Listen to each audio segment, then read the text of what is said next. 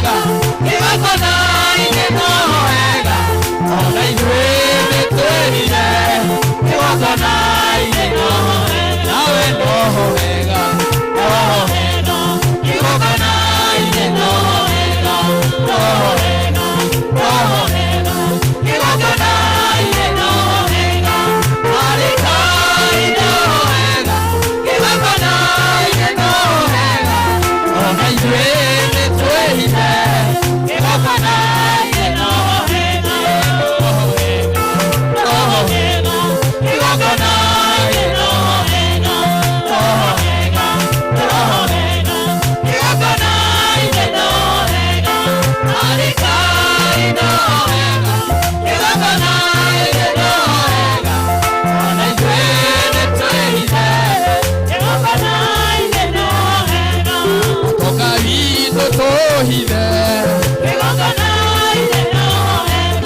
mĩciĩ itũ tũcimĩhithe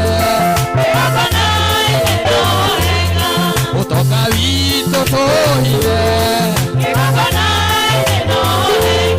mathomo maitũ tũmahithe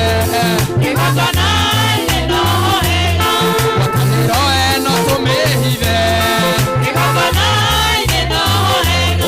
wendo witũ tũhithe wendo witũ tũhithe ngwatanĩro tũmĩhithe tondũ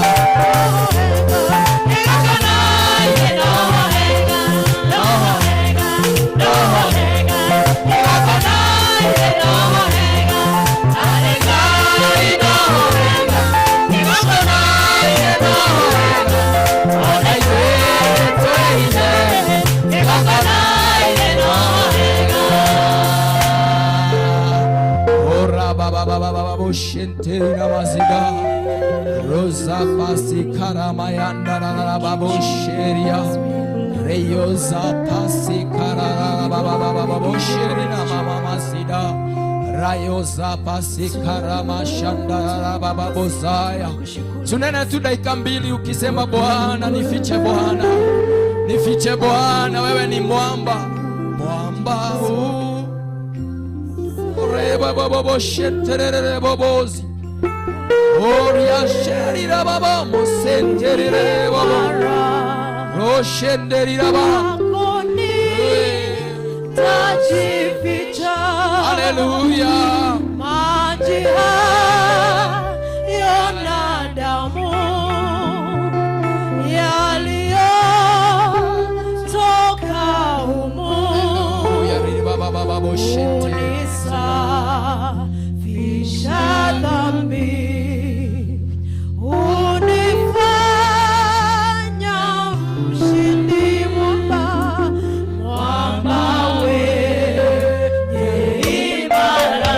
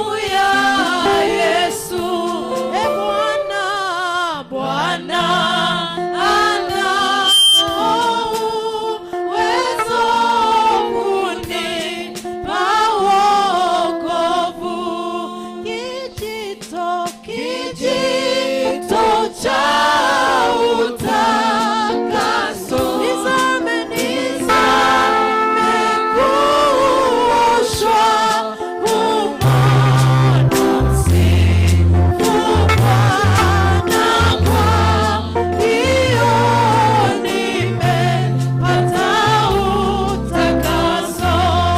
Kijito cha utakaso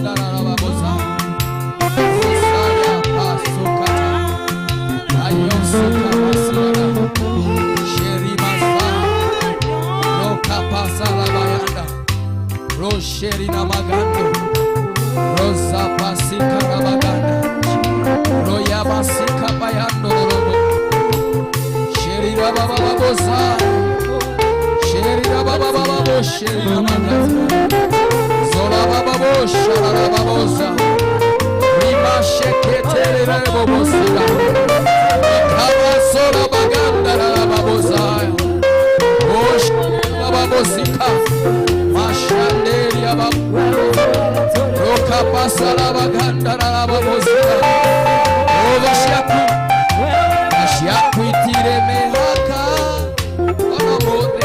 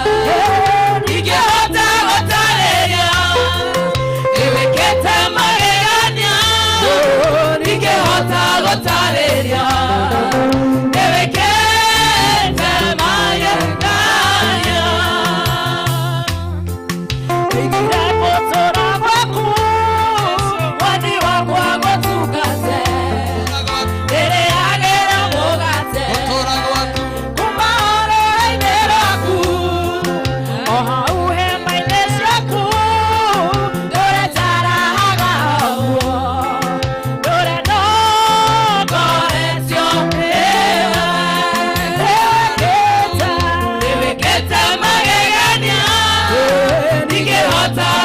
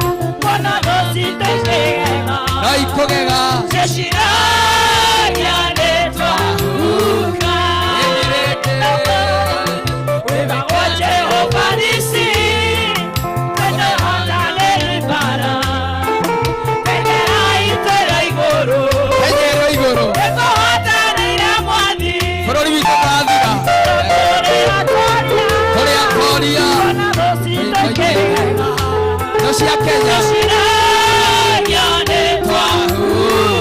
etagwo Jehova Nisi, etagwo Jehova Nisi,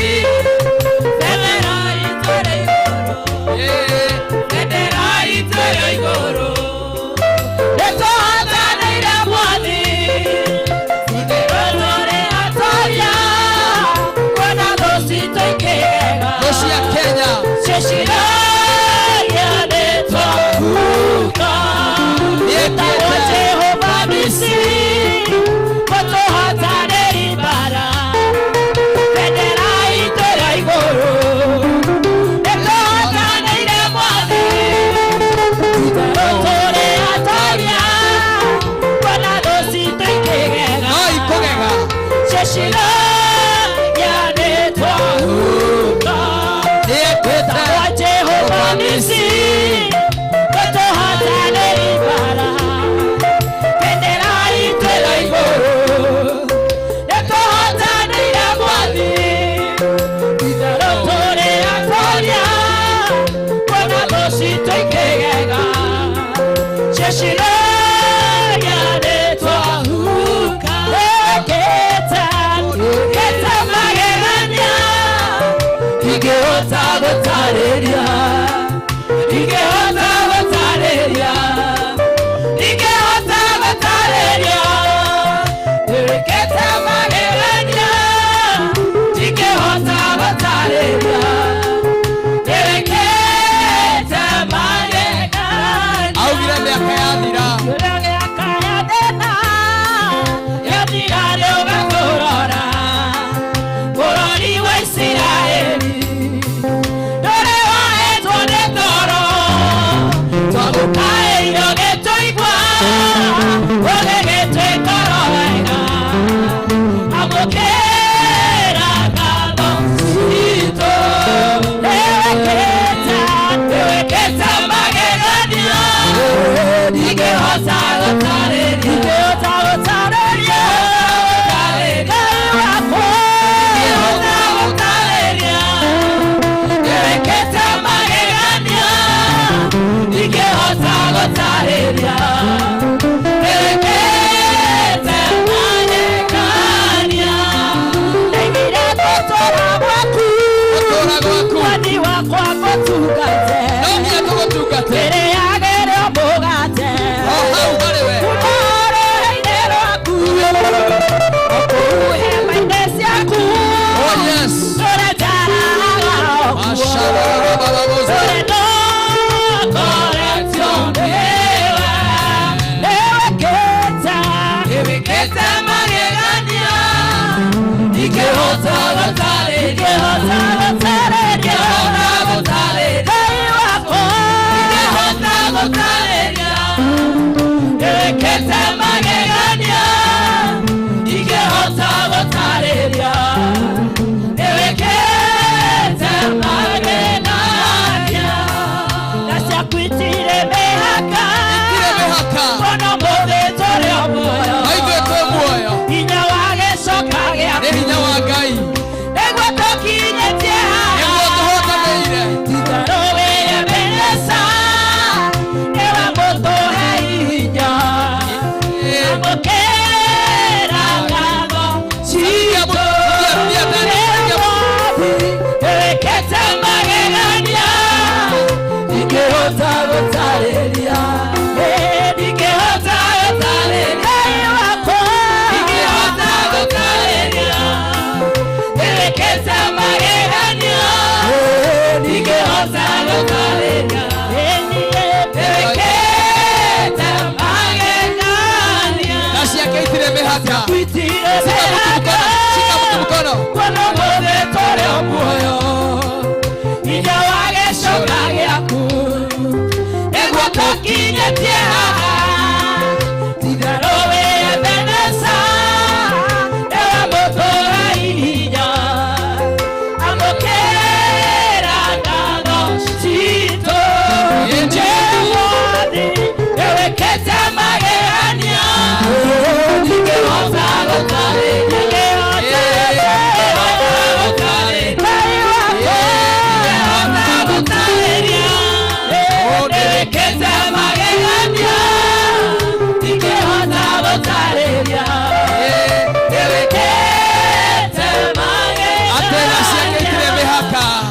Kwitire mehaka Muno muthetore omwoyo Hinya wa gicoka giaku Niguo tukinyetie haha Andũ wa CFC Ndarowe Ebeneza Newe mũtũhe hinya Hamũkĩra ngatho citũ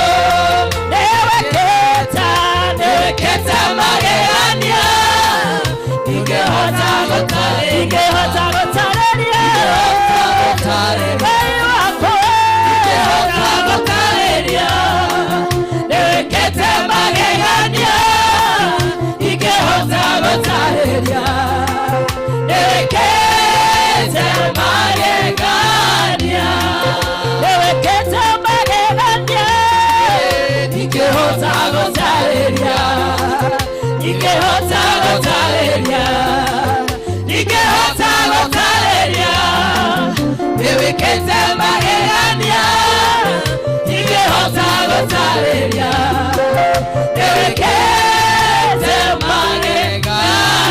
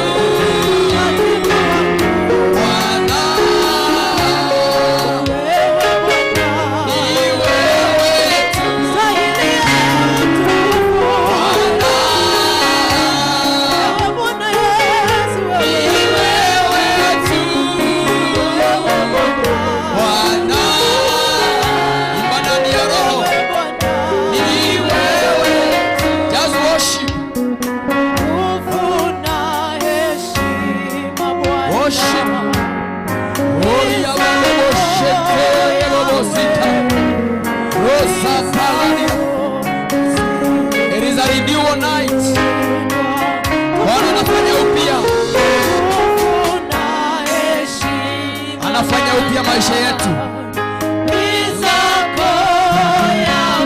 Jiachilie mbele za Bwana. Jiachilie mbele za Bwana.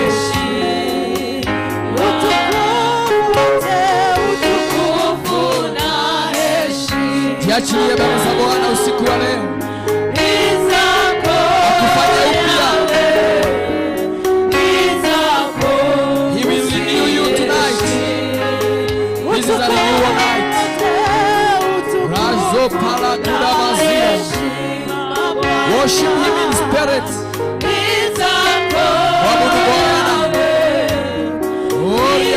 Sokola kudamasika Rayoza Sherere babozaya Okabasikapa Oria mashenderebo. As you worship tonight, Bwana anaponya wagonjwa, mambo makubwa yanafanyika. As you worship tonight, neema inashuka madhabahu. Bwana anatenda mambo makubwa. Oria mashenderebo Makolpasa kataraba Zerere babo shekeri mazika Rozika mayandara babozi Rozika mashandara baboza Rozina makanta bararozia Sherere babozika mayanda Oria mashentere babozika Mashantoro babozia Utukufu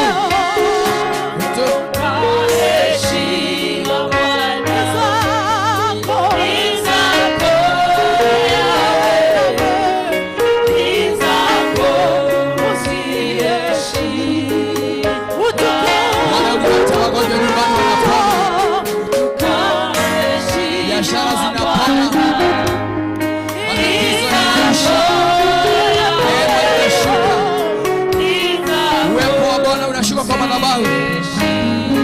Ori mama mashendelele bobobozi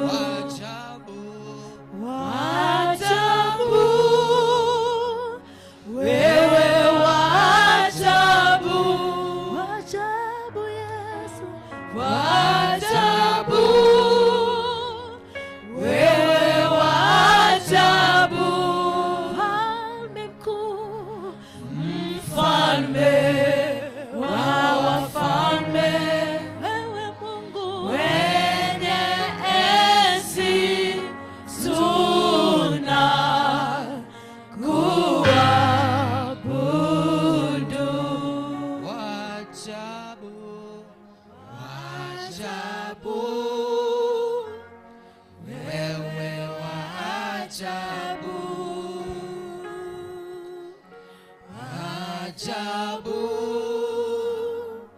wewe wa ajabu, mfalme wa wafalme, mwenye enzi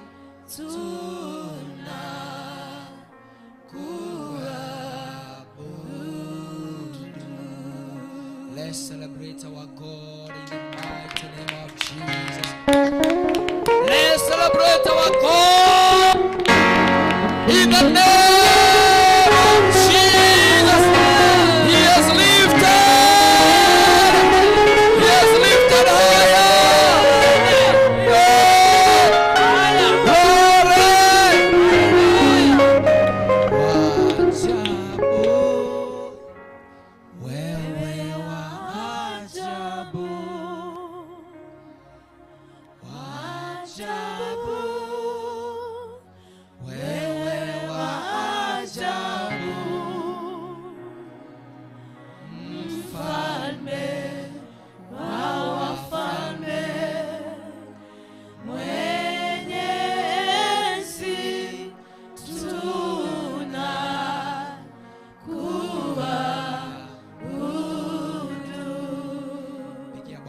Makofi mazuri katika jina la Yesu. Makofi mazuri katika jina la Yesu. Mazuri, mazuri, mazuri, mazuri. Hallelujah. In Jesus' mighty name. In Jesus' mighty name we worship. Amen. Amen. Hallelujah. Salimia mtu mmoja, wawili, watatu, 555 as you sit down in the name of Jesus. Hallelujah. Hallelujah. Oh yes. Oh yes. In the name of Jesus. Wajabu. We wa ajabu. Wajabu. Wewe wa ajabu. Mfalme wa wafalme, mwenye enzi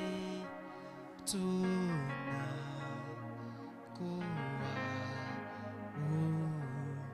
Pole pole iba tena. Wajabu, wewe wa ajabu, wajabu, wewe wa ajabu, mfalme wa wafalme, mwenye enzi tunakuabudu.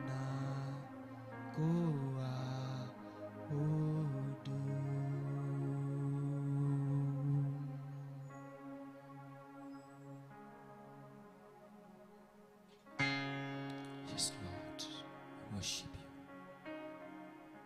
Renew us tonight, Lord, in the mighty name of Jesus. Walio dhaifu wafanya upya, walio wanyonge ukawainue mara tena, maana wewe ni wa ajabu. Unatenda miujiza, wafanya ishara Bwana.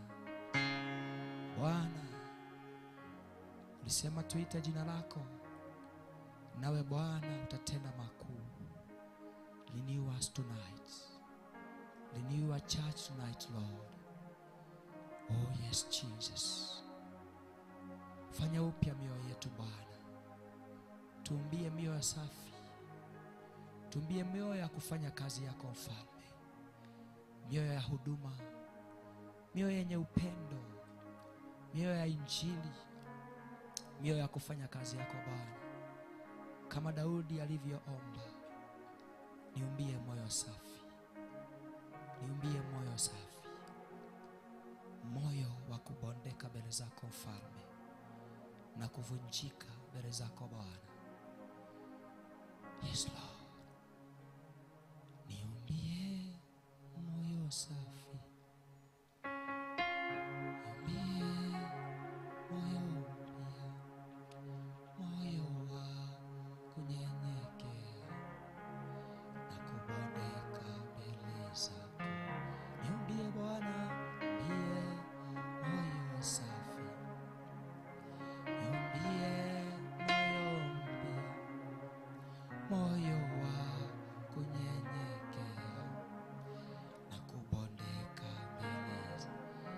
Imba tena, niumbie moyo.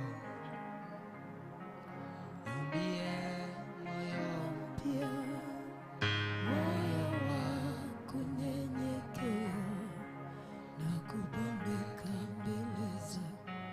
Bwana, niumbie moyo safi, niumbie moyo mpya, moyo wa kunyenyekea na kubondeka mbele zako. Naomba Bwana Yesu, niumbie moyo safi, niumbie moyo mpya, moyo wa kunyenyekea na kubondeka mbele zako. Ili ombi langu Bwana, niumbie moyo safi, niumbie moyo mpya, moyo wa kunyenyekea na kubondeka mbele zako. Ili ni ombi langu Bwana, niumbie moyo safi, niumbie moyo mpya, moyo wa kunyenyekea na kubondeka mbele zako. Bwana nisikie, niumbie moyo safi, niumbie moyo mpya, moyo wa kunyenyekea na kubondeka mbele zako. Siku ya leo Bwana, niumbie moyo safi, niumbie moyo mpya, moyo wa kunyenyekea na kubondeka mbele zako. Asubuhi ya leo Bwana, niumbie moyo safi, niumbie moyo mpya, moyo wa kunyenyekea na kubondeka mbele zako. Nitembee nawe Bwana, niumbie moyo safi, niumbie moyo mpya, moyo wa kunyenyekea na kubondeka mbele zako. Amen. Amen. Sema amen. Amen. Hallelujah. Thank you, Jesus. We worship you. Amen. Glory to God. Hallelujah. Thank you. Thank you, praise and worship. Wapigie makofi mazuri kwa kufanya kazi njema. Wapigie makofi mazuri, mazuri, mazuri, mazuri, mazuri, mazuri. Amen. Wacheza vyombo wetu wapigie makofi mazuri, mazuri.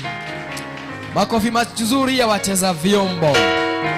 Hallelujah. Pigia your neighbor makofi mazuri. Mwambie makofi hayo ni yako kwa sababu ya kusimama mbele za Bwana usiku, kwa sababu ya kumwabudu Bwana. Mpigie makofi mazuri, mwambie congratulations. Hallelujah. Hallelujah. God bless you. Amen. Amen. Thank you. God bless you. Nashukuru kwa sababu ya kipindi hicho. Wakati mwingine ni vizuri kuachilia Bwana afanye kazi yake. Mtumishi wa Bwana niliona alisema huu ni usiku wa I am renewed. And I hope you are renewed. Wherever you are, hata wale wanatutazama, they are renewed. Praise the name of Jesus. Hata huyo member ambaye amelala, ajui kwa nini anaota ndoto za kuwa renewed.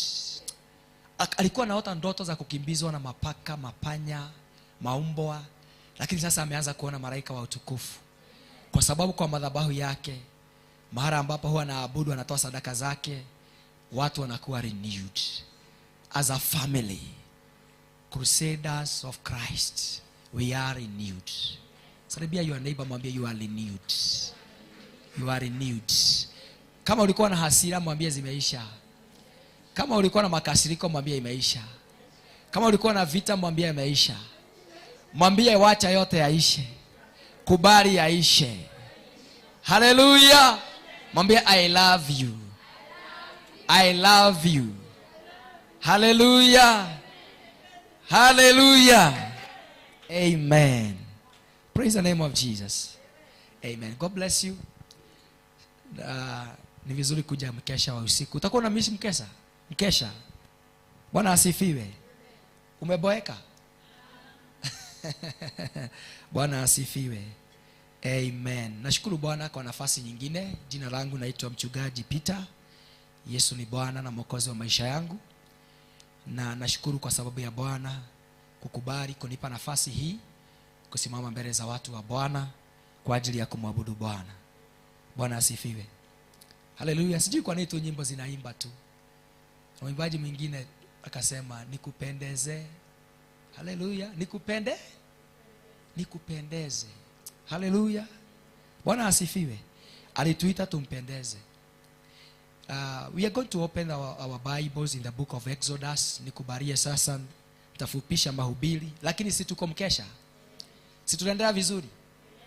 Au tufungie hapo tuseme the grace? Tuseme the grace. Kwa hivyo tuendelee kidogo. Nashukuru hata mtumishi wa Bwana Apostle Ndora wa Roinge kwa sababu ya kukubali Bwana amtumie na kukubali madhabahu hii Bwana atembee na afanye kazi yake. Atakutupa nafasi hiyo na kutuita kwa mkesha kwa ajili ya Bwana. Praise God. Exodus 8:20. Bwana asifiwe. Kuna kitu nataka tukaweze kuongea usiku wa leo. Nipatie tu sasa dakika zako zile Bwana atakazo turuhusu, hata kama ni 30 sitakuwa nzuri. Usiku sijalala usiku mawili vizuri. Nimekuwa tu Bwana akinihudumia, ninenea. Na kama kutoka wakati Bwana aliniita kuna jambo moja naombaga. Kwa sababu Bwana aliona niachane na mengi nimtumikie. I desire to serve him. Praise the name of Jesus. God desires tuweze kumfanyia kazi. It is also my desire ya kwamba tufanye kile ambacho Bwana alituitia. Praise God. Hallelujah. Bwana asifiwe. Unajua kabla hata tuende Exodus, hebu kwanza enda kitabu cha Luke 22:31. Tuongozwe na Roho vile anataka. Hallelujah. Luke 22 and verse 31. Luka, kitabu cha Luka. Sasa wewe unafungua Luka sasa. Luka Exodus uende Luka. Tumeruka. Lakini tutarudi. Praise God. Enda kwa kitabu cha Luka, hapo ndio tumeruka 22 verse 31. Hallelujah. Kitabu cha Luka 22:31 and 32. Pastor Sami natusomea vizuri. God bless you. Sasa wewe ndio utakuwa unanisomea Biblia. Na ni vizuri kama ungekuwa na microphone ikiwezekana, kama si lazima sawa. Kwa sababu naona tunachukua, ni vizuri tusomee kitabu cha Luka 22. Ujumbe wangu usiku wa leo nataka kusema ya kwamba refuse to help the devil to fight you. Refuse to help the devil to fight you. Hallelujah. Kataa kusaidia shetani kukupiga. Bwana asifiwe. Luke 22:31 and 32 inasema, akasema Simioni, tazama shetani amewataka nyinyi apate kuwapepeta kama vile ngano. Ya kizungu inasema aje? Simioni, Simon, Satan hath desired to have you, that he may sift you as a wheat. Lakini nimekuombea wewe ili imani yako isitikisike. Nawe utakapookoka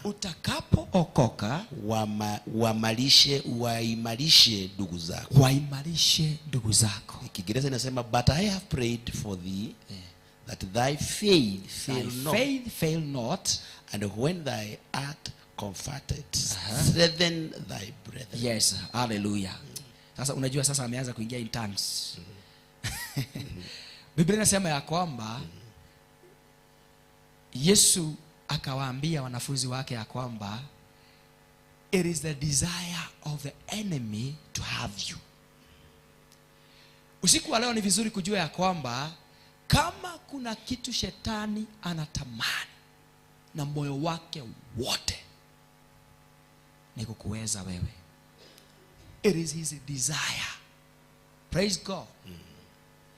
Na akisema hivyo ni kumaanisha hakuwa amewapata, but hiyo ndio ilikuwa desire yake. Sijui wewe saa hizi desire yako uko na nini, lakini maandiko yanasema ya kwamba Satan has desired. Praise God. Hallelujah. Ametamani kuwapata, lakini nimeshawaombea. Kwa hivyo wakati tunakuja mkesha usiku kama wa leo, ni kuhakikisha ya kwamba the desire of the enemy haitaweza kufikania. Yale yote amedesire kwa ajili ya maisha yako, kwa ajili ya kanisa, kwa ajili ya familia, kwa ajili ya mambo yetu.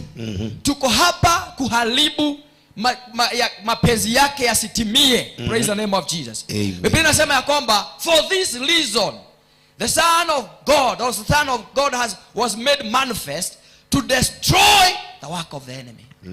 Kama kuna kitu ilifanya tuitwe na kuna kitu inafanya Bwana tuleta katika mkesha kama wa leo, ni kuhakikisha matamanio ya shetani, mapenzi ya shetani na hata ajenda zake hazitawahi timia. Bwana asifiwe. Na kwa hivyo lazima kwanza ujue ya kwamba yeye ako na desire, na desire zake ni ya kwamba atukamate. In fact, kama shetani anaweza tamani ni ile siku ambazo hakutakuwa na mkesha tena, ile siku ambazo hatutasalimiana tena. Bwana Yesu asifiwe. Bwana asifiwe. Tuanze kugoteana kule nje, tuanze kusalimiana kule nje. Praise God. Hallelujah. Tukiwa hatuko kwa madhabahu. Na ndio usiku wa leo tumetangaza ya kwamba kigongona-inĩ noho hega, na hatutoki. Praise God. Hallelujah. Na hatutakaa kwa madhabahu kwa sababu ya nguvu zetu, kwa sababu ya neema ya Mungu na kwa sababu ya upendo wa Mungu. Na tunajua ya kwamba it is the desire of our God tuweze kusimama. In the book of Ephesians 6:10, hapo ndivyo Bwana anavyosema ya kwamba, anasema ya kwamba fight brethren. Hallelujah. Bwana asifiwe. Be strong. Kwa hivyo Bwana anataka watu wasifail. Fail not. Anataka watu wasizimie. Anataka watu wasianguke. Anataka watu wasimame. Na anasema ya kwamba ukijua vita vyetu sio vya mwili na damu, bali ni juu ya maroho, juu ya mapepo, juu ya mafalme. Praise the name of Jesus. Wakati unaona shetani akitukosanisha na akifanya mambo mengi, ni kwa sababu ni desire ya adui to have us. Praise God. It's a desire of the enemy. Hallelujah. Kuharibu kazi ya Bwana. Na kazi yetu kama waombezi, kazi yetu kama Wakristo ni kuhakikisha shetani hata wai ona matamanio yake. Iraitho ciakwa itika kenerere, ona mona gwite nie no ndirugama ringi. Haleluya. Yeni weno alirugama. Ati though watu wale wanajielewa, wanajuaga vita vyetu ni kwa huyo adui. Your neighbor is not your enemy. Salimia mtu mwambie, you are not my enemy. You are not my enemy. Praise the name of Jesus. Hallelujah. You are not my enemy. Ni yule mwingine muovu ndiye anafanyaga mbinu zake kwa sababu akona matamanio ya kutushinda. Ndio atu weekend tukue dhaifu, tukue watu hafifu, mioyo yetu iwe na machungu, iwe mizito, tushindwe kumtumikia Bwana. Bwana Yesu asifiwe. Na ndio hata Daudi alikuwa anasema ya kwamba alikuwa anatangazia kifo. Unaona mambo yale yote yanatokana na shetani. Shetani anatamani sana atufikie. Daudi akasema hata kwamba mimi hata kufa sitakufa, taishi. Kwa sababu shetani anataka kila siku tufe. Shetani anataka kila siku tupigane. Anataka kila siku tuchome nchi yetu. Ndio unaona tumeleta, tukiimba tulileta mpaka bendera hapa. Tuweze kutangaza bendera za nchi yetu. Bendera zetu zitabaki hivyo. Because you see, the enemy amekuwa akitaka hata nchi hii yetu iungue. Anasema Hawaii, Kenya isiwe kama Somalia, isiwe kama mataifa mengine. Kwani ni nini wanataka? Praise the name of Jesus. Hallelujah. Hizo ndio mbinu zake usiku na mchana. And us, and our case as believers, ni kuhakikisha the desire of the enemy haitawaifikania. Ndio Biblia ikasema ya kwamba Yesu akaambia wanafunzi, mjuage hata kama mnafanya biashara, mkifanya mambo yale mengine, mkae mkijua ya kwamba the enemy Satan has desires to have you. Praise the name of Jesus. Na ni kazi yako kuhakikisha ya kwamba hata tuweza, hata tuingilia katika jina la Yesu. Hallelujah. Sema hata niweza, hata niangamiza, hata niangusha. Praise the name of Jesus.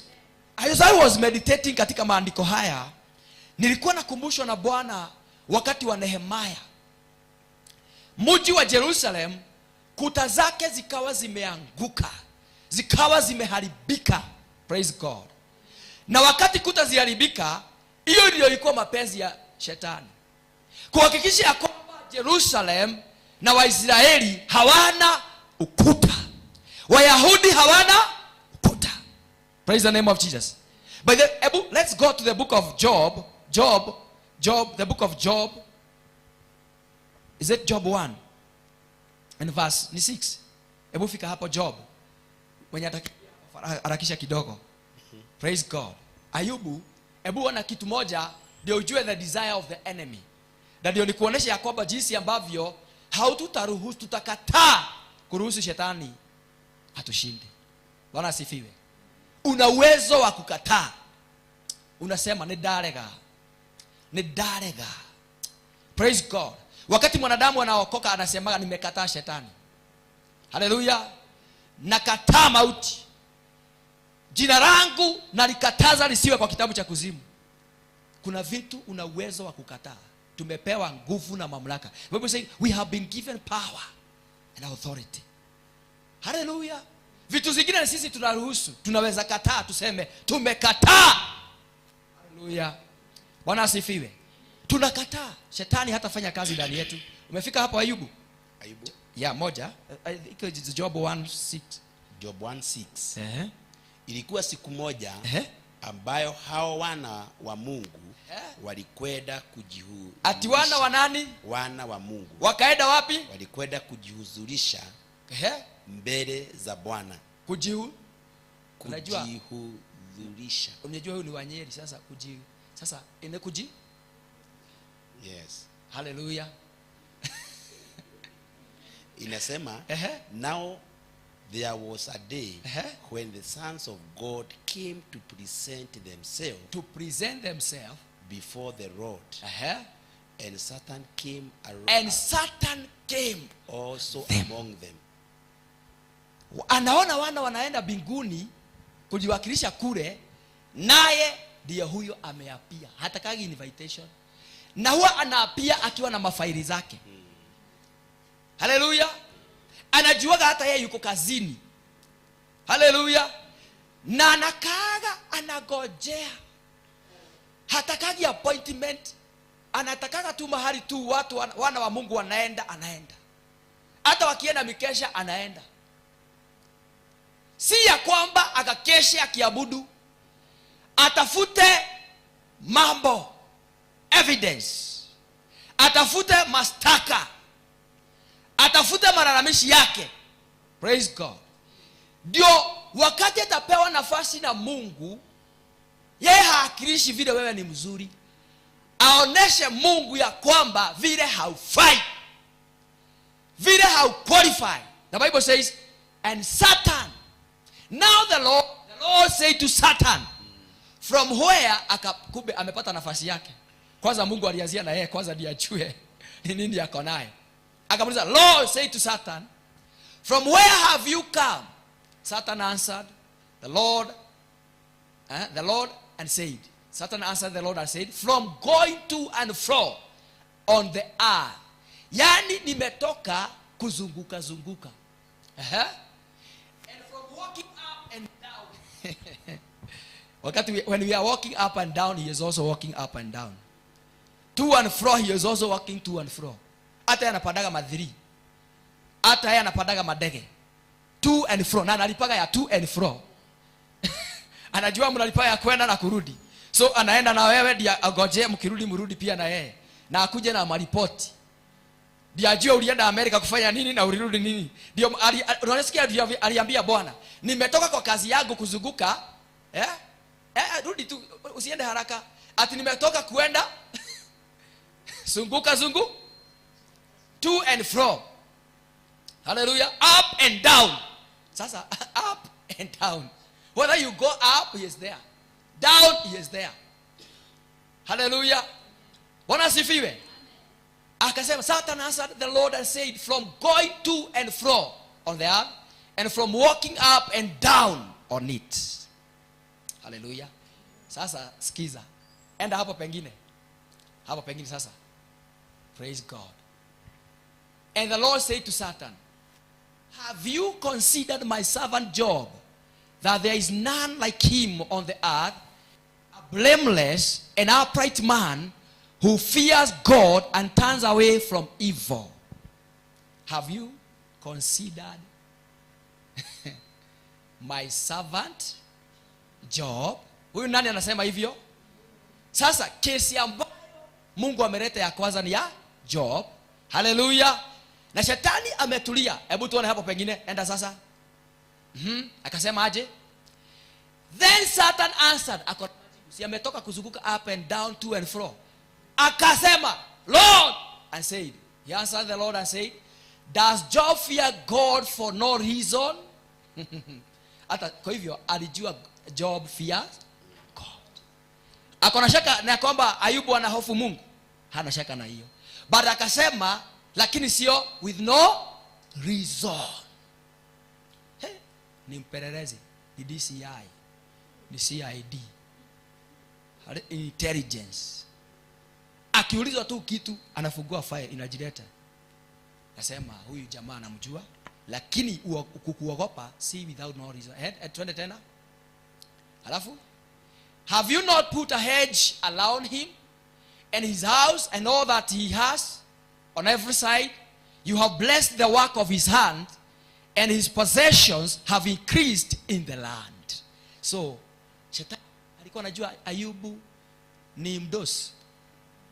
Alikuwa anajua Ayubu ni sonko. Alikuwa anajua amepewa increase. Kwa hivyo aliona increase. Alikuwa anajua mambo yake yamefanikiwa. Lakini akasema, lakini sio without reason. Sasa tuende hapo pengine ndio tumalize. But stretch out your hand and touch all that he has, and he will cast you to your face. Sasa kuna ile inasema hedge. Ni hapo tumetoka. Enda twende tena.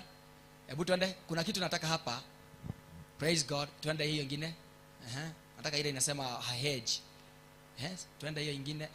Have you not put a hedge around him and his house and all that he has on every side? You have blessed the work of his hand, and his possession have increased in the land. Have you not put a hedge? Si wewe ndio ulimwekea ukuta. Alijua iko ukuta. Kwa hivyo kile kilikuwa kinazuia aweze kuingilia Ayubu ni ukuta. Bwana Yesu asifiwe. Hallelujah. Na anasema hiyo ukuta umemwekea ndio imefanya Ayubu aweze kubarikiwa, kazi ya mikono yake, na his possession have increased in the land. Kumbe Ayubu alikuwa amewekewa ukuta, ndio amebarikiwa. Bwana Yesu asifiwe. Kwa hivyo adui akawa ametambua kuna ukuta umewekewa Ayubu.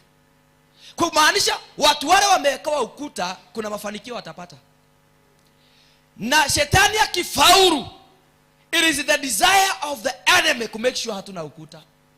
Kanisa likose ukuta, biashara zikose ukuta, ndio nasema iko na hasara. Ni ukuta unaondokaga.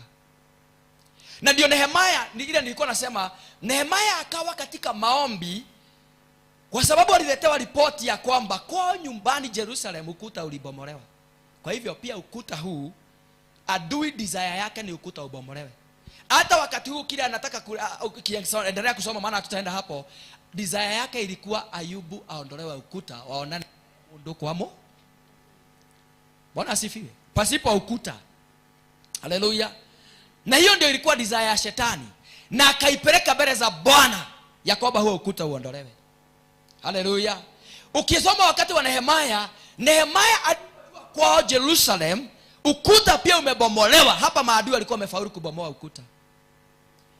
Na kwa nini? Ndio nikasema refuse to help the enemy to fight you.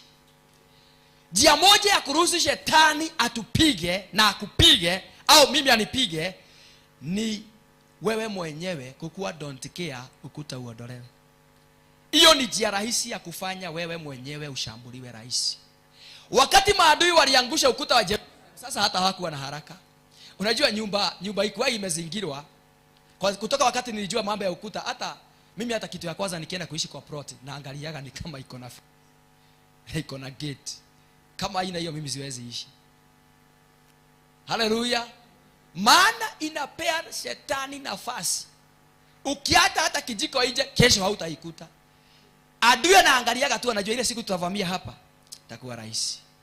Maana waliondoa ukuta. Bwana Yesu asifiwe. Na kwa hivyo usiku wa leo, njia moja ya kusaidia shetani ya kupige, ndio nikasema refuse to help the enemy to fight you, ni kuhakikisha ya kwamba kuna ukuta. Praise God. Kuhakikisha kuna ukuta umewekewa na Bwana. Kuhakikisha ya kwamba umezingirwa Bwana. Praise God. Biashara yako isipozingirwa lazima tarajia hasara. Huduma yako isipozingirwa tarajia hasara. Nehemia alipojua kwa hakuna ukuta, hakufanya lingine, aliingia tu kwa maombi. Omba ndio Bwana arudishe ule ukuta. Na Bwana alipoona mtu ameelewa siri, akamwasaini kwenda kurudisha ule ukuta. Bwana Yesu asifiwe. Haleluya. Ukuta yetu inarudishwa kwa kuabudu Bwana katika maombi. Kama usiku wa leo kuna watu wamerudisha ukuta. Sasa hata kabla ya kuombewa utaanza kuona kuna mambo imeanza kufanikiwa. Profit. Blessing ni profit. Haleluya. Na ndio shetani anasema ya kwamba si ni wewe umemwekea ukuta ndio sababu umembariki. Kwa hivyo angekuwa ameondoa kitambo baraka. Kwa hivyo baraka tunakuwa tumebarikiwa, lakini ukuta ukiwa hauko, umeondolewa na shetani, shetani ameshaiba, anashai-exchange. Unaanza kupata hasara. Tunaanza kupata mambo ambayo sio ya faida. Na ndio Biblia inasema ya kwamba hata umemuincrease. Increase ni kumaanisha kuna kitu. Bwana Yesu asifiwe. Hasara ni kumaanisha kuna kitu kimeondoka, imeanza kuleta hasara. Praise God. Na kwa hivyo Bwana usiku kama huu wa leo, kama tunafaa sisi wenyewe ni kuhakikisha ya kwamba hana nafasi ya kutuondolea ukuta. Bwana asifiwe. Na hiyo tu ndio njia ya kuhakikisha kwamba shetani hatupigi. Praise God. Upendo ni ukuta. Si hata tumeimba hapa mengi. Bwana asifiwe. Kigongona no hohega. Kwa madhabahu ni ukuta. Wale wanakaa katika madhabahu kuna vitu wametendewa na Bwana. Wana ukuta. Read the book of Psalms 91 and verse 14. Inasema aje? Mtumishi wa Bwana, wewe ndio Biblia yetu. Tusomee haraka haraka. Psalms 91:14. Haleluya. Kwa hivyo wale wanajificha kwa madhabahu kuna ukuta already wako nao. Haleluya. Wale ambao wameokolewa kuna ukuta already iko hapo. Tusomee. Hebu sikie. 91:14.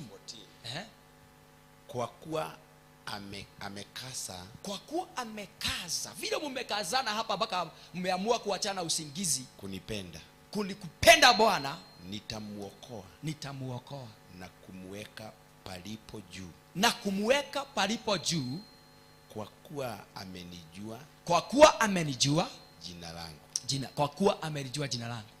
Vile tunamjua Bwana, kuna already ukuta umeshawekwa. Biblia inasema ya kwamba nitamuokoa na nitamuinua nimuweke mahali pa juu. By the way, kuna vitu zingine tunapokea hata kabla ya kuombewa. Unajua watu wanapenda kuombewa sana. When you worship, wakati wewe mwenyewe una surrender maisha yako, wakati kama huo tumeabudu Bwana mahali hapa, hiyo peke yake kuna kiwango inapeleka mtu. Kuna level inakuweka. Kuna magonjwa inahamaga tu. Praise God. Kuna matatizo inaisha. Kwa sababu huyo mtu amekaza kupenda Bwana, kumwabudu Bwana, naye Bwana anasema ya kwamba nitamuokoa. Hallelujah. Kwa kuwa amelijua jina langu. Praise the name of Jesus. Hallelujah. Hebu ataendelea kidogo hapo pengine. Hebu sikia maneno mazuri hapo.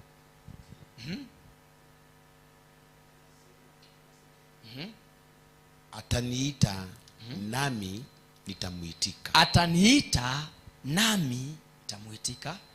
Nitakuwa pamoja naye. Nitakuwa pamoja naye taabuni. Nitamuokoa na kumtukuza. Hallelujah. Huyo ndiye mtu anaitaka Bwana akiwa kwa taabu anaitika. Si kila mtu. Najua sometimes tunagojea wakati mashida ni mengi tunakimbia. Hey apostle, hey mtumishi wa Bwana. Bwana ataangalia vitu kadhaa. Kwa sababu akiona hizo vitu hakuna, wewe ndio ukuta. Praise God. Hallelujah. Wewe mwenyewe ulijiondolea ukuta. Uliondoa kukazana kwa ajili ya kumtukuza Bwana. Ukajiondolea jina la Bwana. Hallelujah. Praise God. Ukaondoa upendo wa madhabahu. Ukaondoa ukipewa pesa hata unasema fungu ya 10 ni kutajirisha wachungaji. Sasa mambo ya madhabahu umeifanya mzaha. Praise God. Mambo ile Mungu anasema unaifanya mzaha. Then wakati shetani ukuta umeondolewa amekukimbisha, ndio sasa unakimbia niombee. Praise God. Sisemi kuombea ni vibaya, lakini ni vizuri sisi wenyewe pia tujue ya kwamba kuna jinsi ya kukataa shetani hatushinde. Hallelujah. Kuna jinsi unakaa ukihakikisha ya kwamba hata saa hizi ukwako ukijua ukuta ule wa kwako nyumbani umebomolewa, kama sasa kumekuwa sijui kama huko kumekuwa kunyesha. Wakati wa mvua si ukuta ingine inaweza anguka. Ikianguka unalala tu vizuri ukijua tu ni kuzuri. Si unahakikisha umerejesha. The same case. Hallelujah.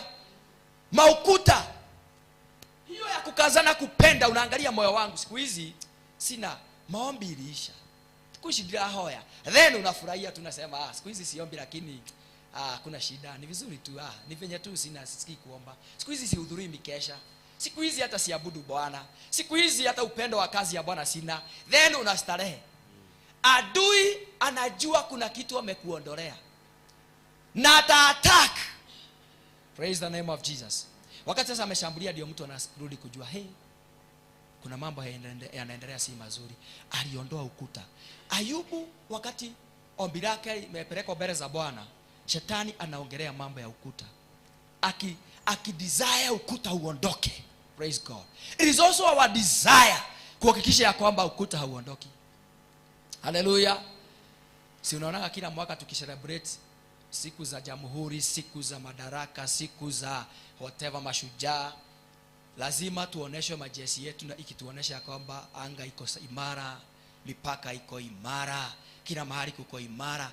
By the way, majeshi tunalipa pesa mingi sana na budget inawekwa ya billions of money, si kwa sababu lazima vita itokee. Wahakikishage ya wanatuwekea ukuta. Mipaka yetu angani, tunaambiwa angani, majini, kila mahali kuko imara. Praise God. Kwa ardhi kuko imara. Kwa sababu adui wakati wote anataka tuwe dhaifu. Hallelujah. Ashambulie. Na sisi watu wa kiroho unakuta ya kwamba tunakuwa tu reckless. Tunakosa kuelewa it is the desire. Tulisoma katika kitabu cha Luka. It is a desire that Satan has desire to have you. Ametamani sana akupate. Na hata saa hizi bado anatamani na haachi kutamani. Praise God. Najua unafika mahali unasema vile miaka inaenda ni kama shetani ameacha kutamani kunipata. alikuwa anatamani kukupata wakati ulikuwa Gen Z. Sasa unaona umefikisha miaka fulani, unasema sasa kuna mambo mengine iliisha.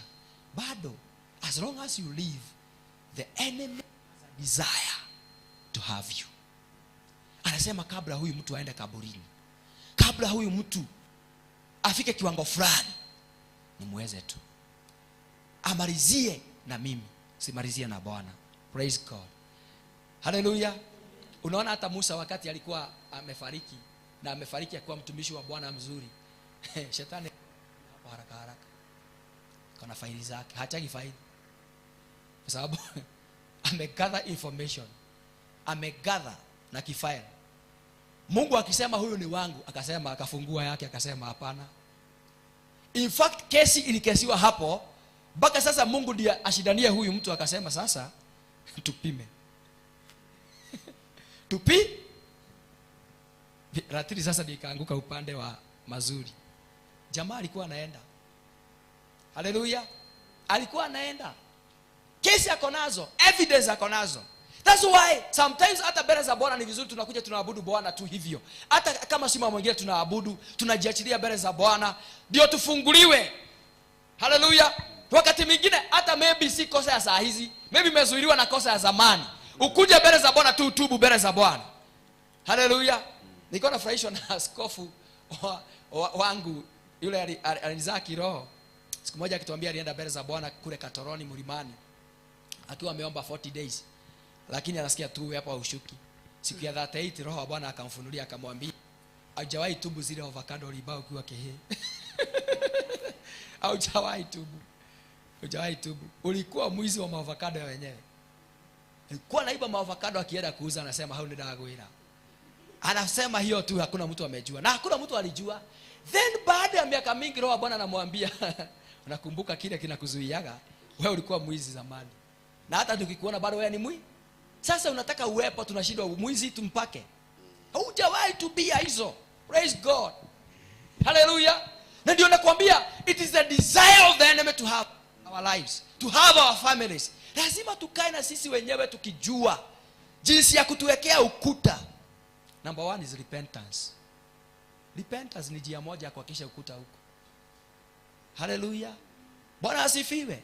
Kukaa tu ukitubu, kukaa tu ukijiweka salama, kukaa tu ukijiosha. Tumeoshwa kwa damu ya sisi, tumeabudu hapa, tunaoshwa, tunafanywa upya, kwa sababu ndio haitakuja, kwa sababu kama bado kuna vitu Bwana anasema maybe promotion yako imezuiliwa tu na kitu fulani, na si Bwana hataki. Shetani simama pana sizo sifike, huyu kwanza asioleke huyu, unakumbuka vile alifanya. Na shetani anahakikisha tunakuwa na mioyo migumu. Farao, Biblia inasema ya kwamba akakaushwa mioyo. Watu huwa nakaushwa mioyo, hawaonagi makosa yao, wanaonaga wengine wamewakosea. Mimi hata niona hiyo kanisa, acha mimi nikae nyumbani kwa sababu wamekuwa wengine ni wao, mimi ni msafi. Sawa? Lakini hujioni, unakaushwa moyo. Praise God. Kuliko uombee wengine na ujiombee. Praise God. Sasa shetani anajua basi justification. Hallelujah. Bwana asifiwe. Anahakikisha ya kwamba hutawahi tubu, hutawahi taka Bwana. Sasa hiyo tu peke yake anajua itakuwa. And promotion does not come from east or west, come from above. We need sometimes to humble ourselves. Hallelujah. The Bible says humble yourself under the mighty hand of God. Wakati unakaribia kiti cha rehema, you humble yourself. Just humble yourself. Hallelujah. Bwana asifiwe. Vipawa vingine hazifanyi kazi kwa sababu tu Bwana anasema haunyenyekei. By the way, unajua ni nini ilifanya Adam na Hawa waangamizwa na Mungu? Si ya kwamba walifanya kosa. Walipewa moyo mgumu. Wakati Mungu alichomoka akakujia, Mungu amekuja, akawauliza, kwani mmefanya makosa? Adamu hakusema ndio. Sema ile tiwe wale hile mahitia maana kodehera huyo. Si ni wewe? Si ni wewe? Naye mke akauliza, na wewe? Si ni. Na wewe nyoka? Sijui nyoka ilisemaga aje. Ilikosa wa kublame. Bwana akaona there kazi ile wako nayo ya kushift blames. Hallelujah. Bwana asifiwe. Kushift. Alipoona tu kazi yao ni kushift blames, hiyo ndio ilifanya Mungu akasirike. Praise God. Hallelujah. Sometimes we all nasema sure ni mimi nimefanya makosa. Hallelujah. Kwa sababu hii kushift blames ndio ilifanya Mungu akasirika, akasema na nyinyi venye hamja, unajua wangekimbia haraka waseme tumetufanya makosa tusamehe, akawasamehe. Sasa hawakuna mtu alioni makosa, na kwa sababu hawakutubu makosa hiyo, Bwana akasema out nature. Hivyo ndivyo alifukuzaga over miaka mingapi kabla ndio Kristo akuja kuturudisha. Praise God. Hallelujah. Kwa sababu ya kushift blames. Wakristo ni wakati mwingine hata tunalilia mioyo ya wengi, tunalilia nafsi.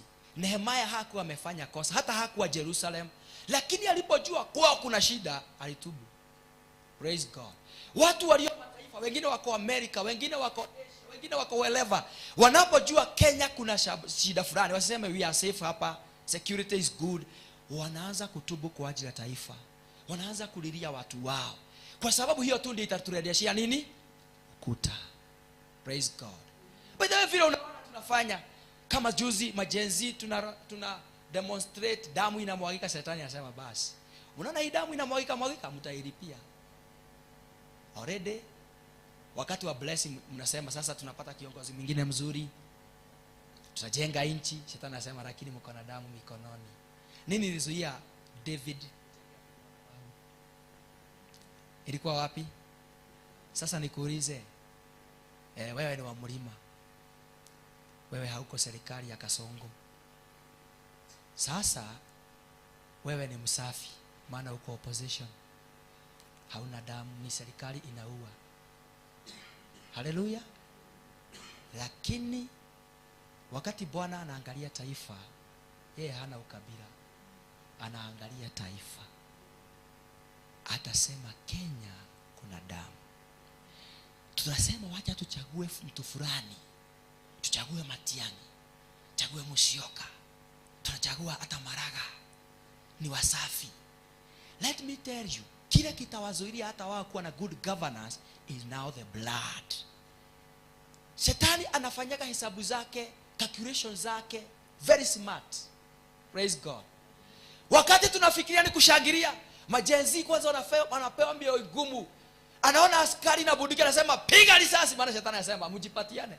Sijui najua kuna kitu moja niliangalia kwa families.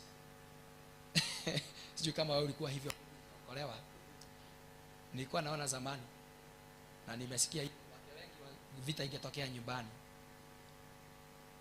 na mke anajua maybe mzee anaweza mpiga, anasema aje?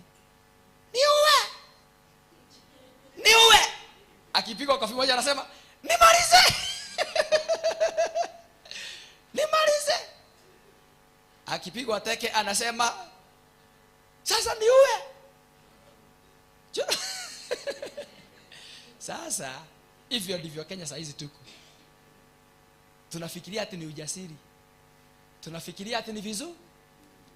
Majenzi wanatokea wanasema hata sasa tunakuja tuwe wote. Nao serikali wanapewa mioyo ingine gumu. Serikali yetu inapewa mioyo gumu.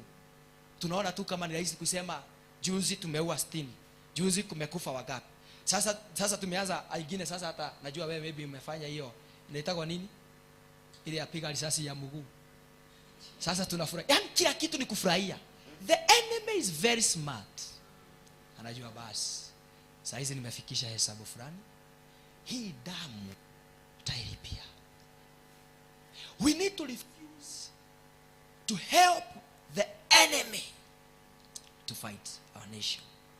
Na njia moja ya kusaidia taifa letu ni kujua ya kwamba damu hii inamwagika rahisi, tutailipia. Tutaitolea sadaka, tutafunga na kulia. Bwana asifiwe. Tunaweza chagua rais mzuri, lakini damu itunyamazishe. Praise the name of Jesus. Ituzuie. David alikuwa anapigana na maadui wa Mungu, lakini aliambiwa damu iko kwa mikono. Unajua hakuwa anafikiria hivyo. Hakuwa anafikiria hii damu iko kwa mikono itamuaffect, ndio ilimuaffect. Akaambiwa sasa hujengi tena madhabahu. In fact Mungu alikuwa Ilifanyika. Kaambiwa sio wakati wako. Tunaweza kuona mambo mengine ni rahisi, tunaendelea kupush blessings zetu, kuzisukuma. Vitu tulinaona ni vya kawaida, sukuma utukufu wa Bwana. Vitu tunakosa kuown, vitu tunakataa kupiga na kuua sasa hivi. Haleluya. Baadaye zinatusumbua. Lazima kila moja katika kanisa tujue ya kwamba tuelewe na tuombe Mungu atupatie hekima, tujue jinsi ya kukataa shetani atupige. Nikwambia ka story moja ndio uelewe hii. Nilipooa nikiwa kijana mdogo tu, miaka 3 hujapata mtoto, tukapata matatizo. Unajua sasa kuishi pamoja sometimes inakuwa ngumu. Sasa nikaanza kutafuta Bwana asifiwe. Sasa kamistake kidogo, maana nimeanza kuona kumbe majukumu ni makubwa.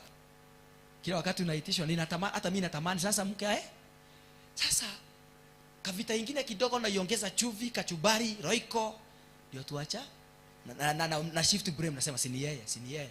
Ndio mke akienda nasema si hata ni yeye alienda. Ndio nifikiria mimi ni msafi. Sasa kile kilifanyika, mke wangu akakasirika na akaenda kwao. Nikaanza kusema sasa ni sawa, hata siwezi piga simu si.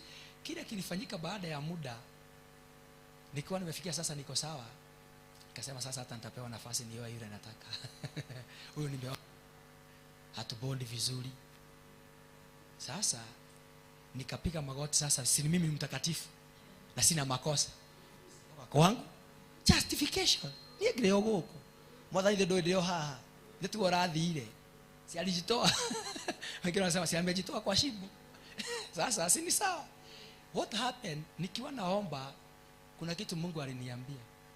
Akaniuliza, hiyo message nimekupatia leo, why are you allowing the devil to fight you?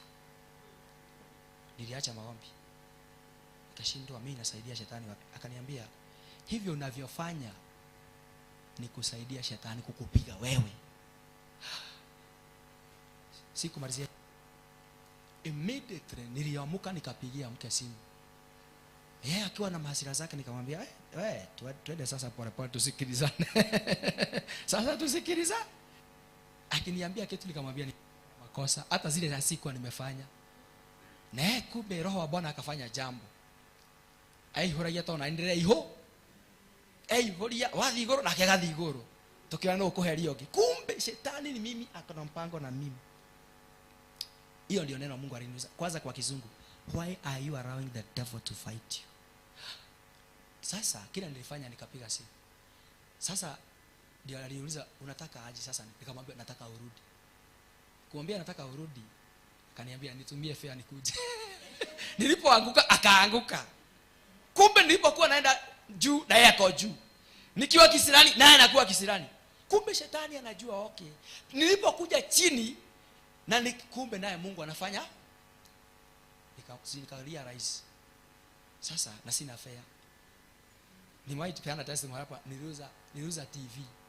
Nikamtumia fare akuje. The following day akakuja. Hiyo ndio ilifanya deliverance ya maisha yangu. Bwana asifiwe. Kuanzia hapo ninajuaga kuna vile unaweza fanya mambo ukifikiria uko right na ni unasaidia shetani kukupiga. Shetani alikuwa anajua siku moja nitakuwa mhuduma. Alikuwa anajua mahali ananipa. Na si mke alikuwa na shida na yeye, si huyu mke ni wangu. So nani ananyang'anya hela? Nani ananyang'anya msaada? Sasa alikuwa ameenda saa hizo. In fact katoto ketu kwa kwanza ndio kalikuwa.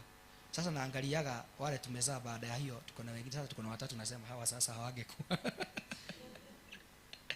Kama ningekubalia tu shetani anipi. Sasa kuanzia hapo nikajifunza kuangukaga. Sometimes nakuta hapa mambo imeinuka, najua hii shida ni mimi nataka kuletewa shida, na naanguka tu, namwambia nimetubu. Leo nikinawe dada tutikiara nilia mokaga thima makaiguana. Adameda gukathe maigwa. Kwa sababu gani? Nilijua haleluya, hii familia inaitanishwa na mimi na shetani. Nikakumbuka zamani alikuwa anaapa. Kwanza nabii mmoja alisema the enemy amedesire, na amesema ya kwamba hutawahi kuwa na familia, hutawahi kuwa na watoto, hutawahi kuwa na ndoa. Nikakumbuka wakati Mungu aliniambia hivyo, So hii kujifanya na mimi nimeko juu ya shetani. Nikajua hapana. Sasa simpati inafaa. Sasa niangukaga.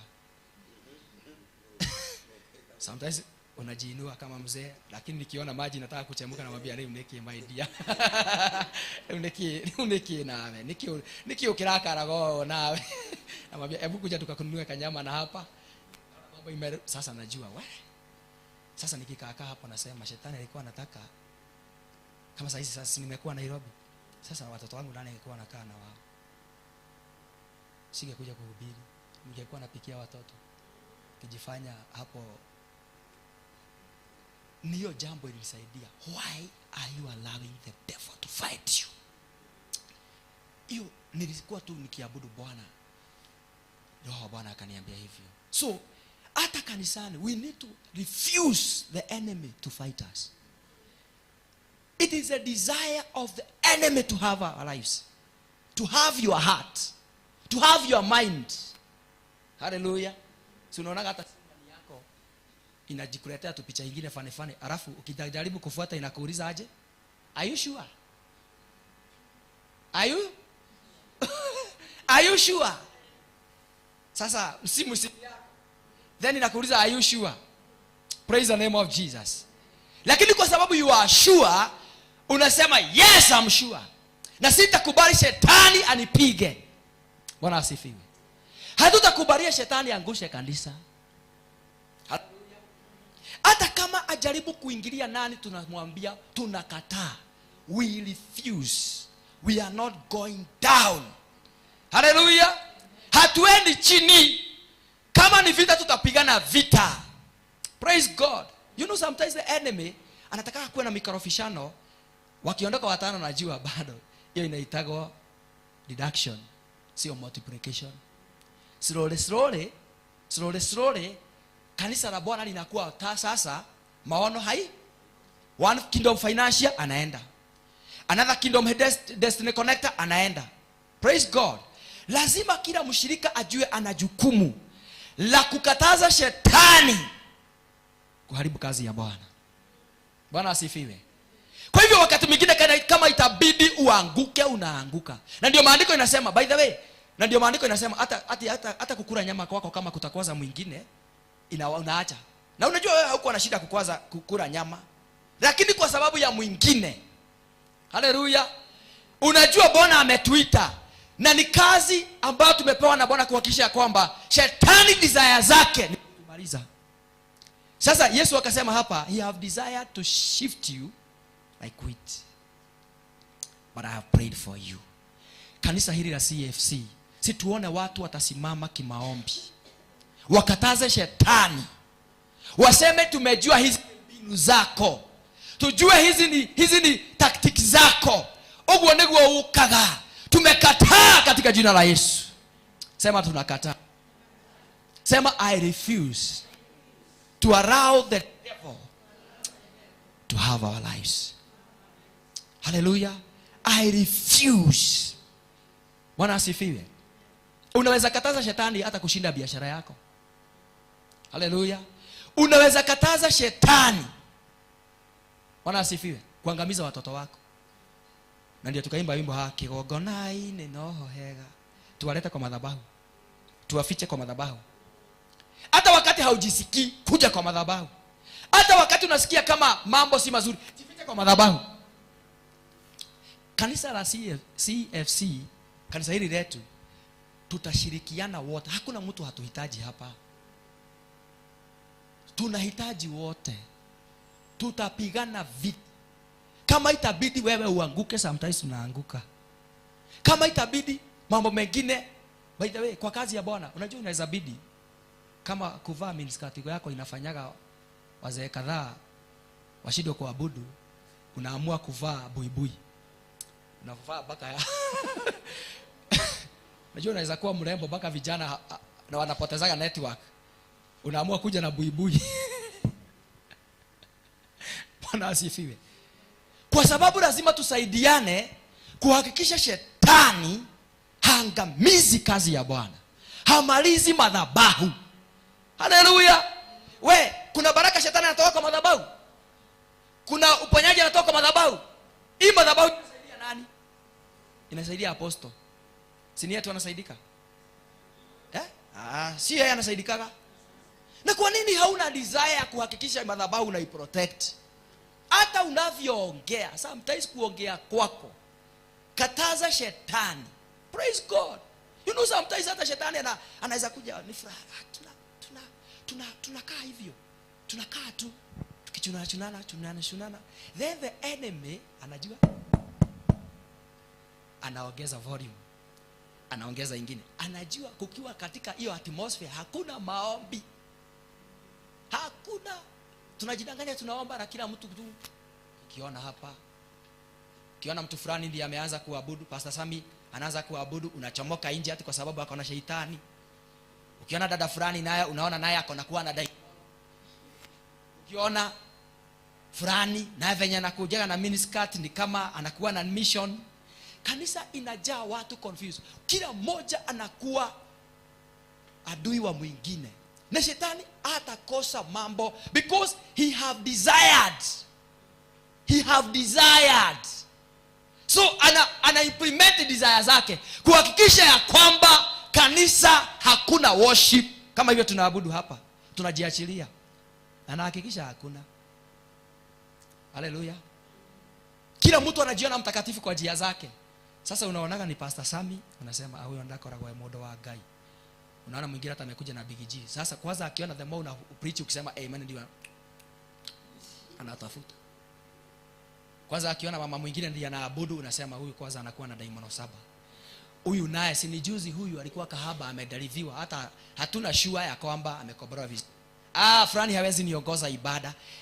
Ni sawa, lakini hiyo ni mbinu za shetani kuhakikisha sasa madhabahu tunaikosea maana.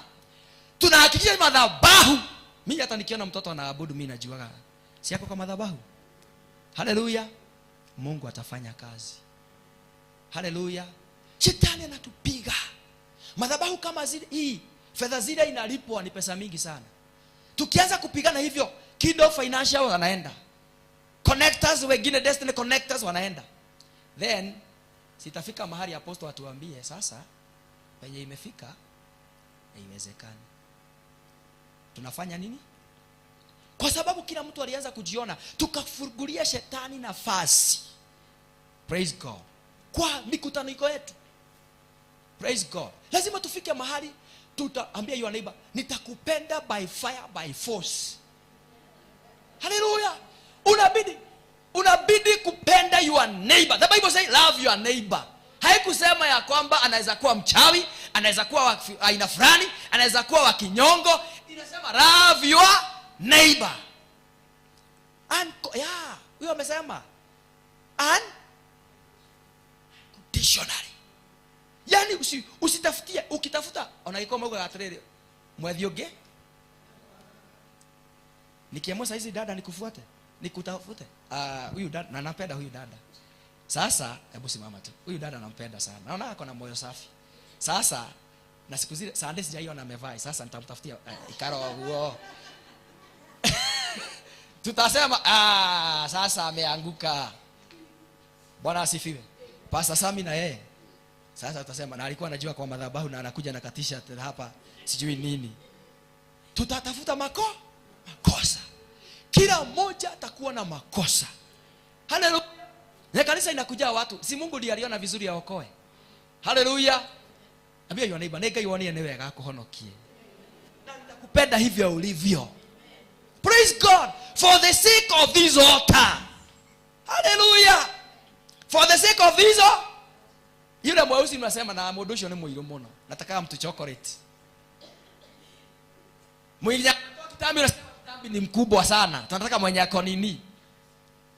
Ni visi sababu ya shetani kuhakikisha ya kwamba hatuna maombi kanisa.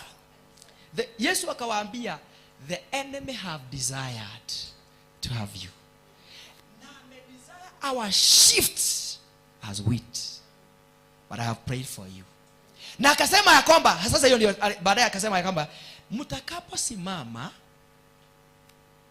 after mmekuwa strengthened mfanye nini? Encourage your brother. Tell your neighbor, encourage your brothers. Let's encourage one another. Bwana asifiwe. Hallelujah. Let's encourage one another. Unajua naweza kuwa mimi ni mchungaji nikuwa na roho nyingine. Unajua nikijua testimony za wengi, kuna mahali watu walitoka na kuja hapa. Naweza kuja hapa tu, roho wa Bwana anasema kuna watu hata akishuka leo hapa kanisani hawezi ona Mungu, kwa sababu anaona ya kwamba tuko na macriminals kwa hii nyumba. Hata wajaribu kuokoka, si kuokoka ni kujificha. Hata hivyo wanapiga magoti ni kupretend. Yaani kila kitu unaona ni mbaya. Praise God. Let's encourage one another. Na hiyo itatuwekea ukuta. Utakuwa unaona, my sister Rhoda, I love this sister. Kogana na igwa hoyaga ndagatunguha, yani nake ndagatunguha, ndakaibaiba leo ndaka nugu okamumenera gwika atia na noko na keraho yake atia. Sasa hiyo inafanya hata utaki relationship yake. Lazima tupende Mungu ametuletea. Hata kama sasa ni roho ya kuona mabaya. Ya, kuona mabaya. Saa hizi juu tunafanya crusade. Tutaenda kuhubiri Thika, tutahubiri. Tunajua washirika wale tutaletewa. Wengine saa hizi ni wezi. Kanisa ya Thika saa hizi ni mikora saa hii. Wanagojea tukahubiri. Sasa akikuja kanisani atoe tena. Aseme vile amekuwa akipiga watu maridhe. Mtakubali ameokoka. Hallelujah. Lazima tumshike vizuri kama mtoto, tumulishe na maziwa, tumuendeleze. Sometimes wale hata watu wengine ambao una blame. Unasema nguo zao, unasema sijui wanakaa, unasema sura zao. Baada ya kuvumiliana, watabadilika. Presence ya Mungu itabadilisha. Mungu mwenyewe ndiye mwenye kubadilisha. Promotion inatoka kwa Bwana. Praise the name of Jesus. Vile nilivyo leo sivyo nilikuwa miaka imepita. Naenda nikibadilika. Naenda nikipata hekima mpya. Naenda nikipata ufahamu mpya. Praise the name of Jesus. Hata kama mwingine ndoa yake ilivunjika, hiyo sio sababu ya kumtenga. Mlete karibu. Si amekuja kwa Bwana. Kone kuo kigogona ine no kuo kwega. Kafe kigogona ine. Hata kama mwingine unajua alikuwa msherati, nikikale kigogona ine. No hega. No hega. Kigogona ine no hega. No hega. No hega. Kigogona ine no hega. Harigai no hega. Kigogona ine no hega. Ona ithuĩ nĩ twĩhithe kigogona-inĩ noe. Mimi naombea kanisa la CFC, wale watu saa hizi wanatega pale Koinange Jumapili wakuje kanisani, na wakuje hivyo walivyo, mgongo wazi, wakuje tu kitovu wazi, wakuje tu na tumbo kati, tundu kigogona-inĩ no hega, wakuje tu hivyo. Na unajua wakikuja tu bado mission haijabadilika kabisa. I remember one apostle alikuwa anahubiri juzi mahali fulani, akanifurahisha sana. Akasema walienda mahali fulani kwa kesha, wakaona kanisa ilikuwa na makelele. Sasa yule pastor akaona kwa ile kanisa makelele ni mingi, anajaribu kutuliza watu, nyamazeni, hawate wanyamazi. Kuna jamaa alikuwa ameokoka wiki mbili na alikuwa bouncer wa club. Sasa ako kwa church ameokoka, bado hajajazwa kabisa roho bado. Unajua kuna kuwa na kujazwa levels, kuna anko level. Sasa ako anko level, sasa hajajazwa. Alipoona vile pastor anazunguka, anakumbuka tu vile walikuwa wanafanya kule, akakaribia pale. Unajua sasa huku kuna karibia kwa madhabahu, ambia pastor, can I help you? Pastor akasema yes help me. Si amesema he? Jamaa akaenda, anaona tu mahali kelele iko, na akafanya jamaa wa kwanza, amwambia, si mnajua pastor hakujua, alidhani watu wote wamejazwa roho. Akachomoka na yeye nje, nifuate. Alipochomoka na yeye nje, kulikuwa na tanki mahali, tanki fulani ya maji. Akakamata, akatumbukiza za ndani vizuri. Kakatolewa. Sasa alafu anamrudisha kanisani. Sasa nguo zimeroa maji. Anamwambia tutie kwa kiti yako sasa.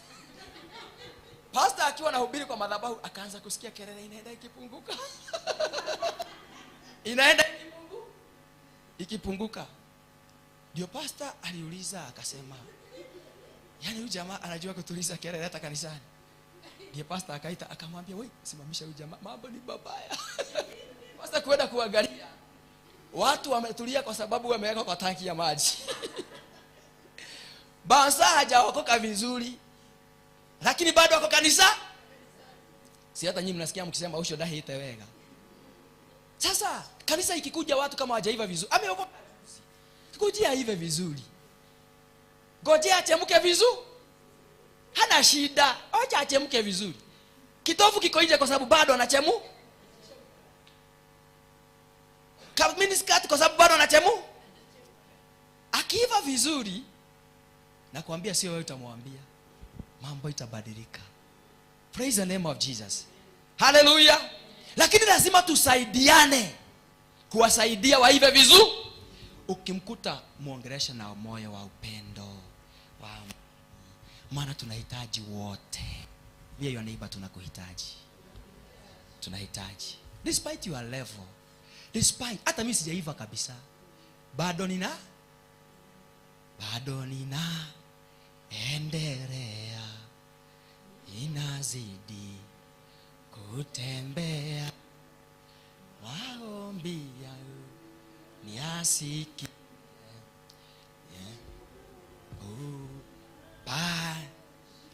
Tuimbe tena Bwana tu kwa imani nisimame pande milima yote. Bwana unipandishe mbele, ninaendelea, ninazidi kufanya nini? Haleluya. Bwana anipandisha milima yo. Bwana Yesu asifiwe. Kwa hivyo kanisa hili si maono haya wakati ambapo ilizaliwa na mtumishi wa Bwana akaizaa. Sasa ni jukumu letu wote kuhakikisha maono hii shetani hataweza kuangamiza. Tutakuwa na uchungu hakuna hata. By the way, nilikuwa nimepanga hiyo scripture iko pale that wakati Moses was an intercessor. Alifika mahali alikuwa anaomba akomboe wana wa Israeli. Praise God. Hallelujah. Akawaombea. Kuna mahali shetani anafika mahali Farao akaanza kufanya nini? Inaitaka kufanya nini? Makiajia kudhogorana. Kamwambia sasa venye umepersist nitakupatia wazee mkawatoe dhabihu. Mwenda na wazee mlimani mkatoe dhabihu, lakini uniachia wake na watoto. Moses was an intercessor. Ni mtu ambaye hajui kuhotwa ni taki.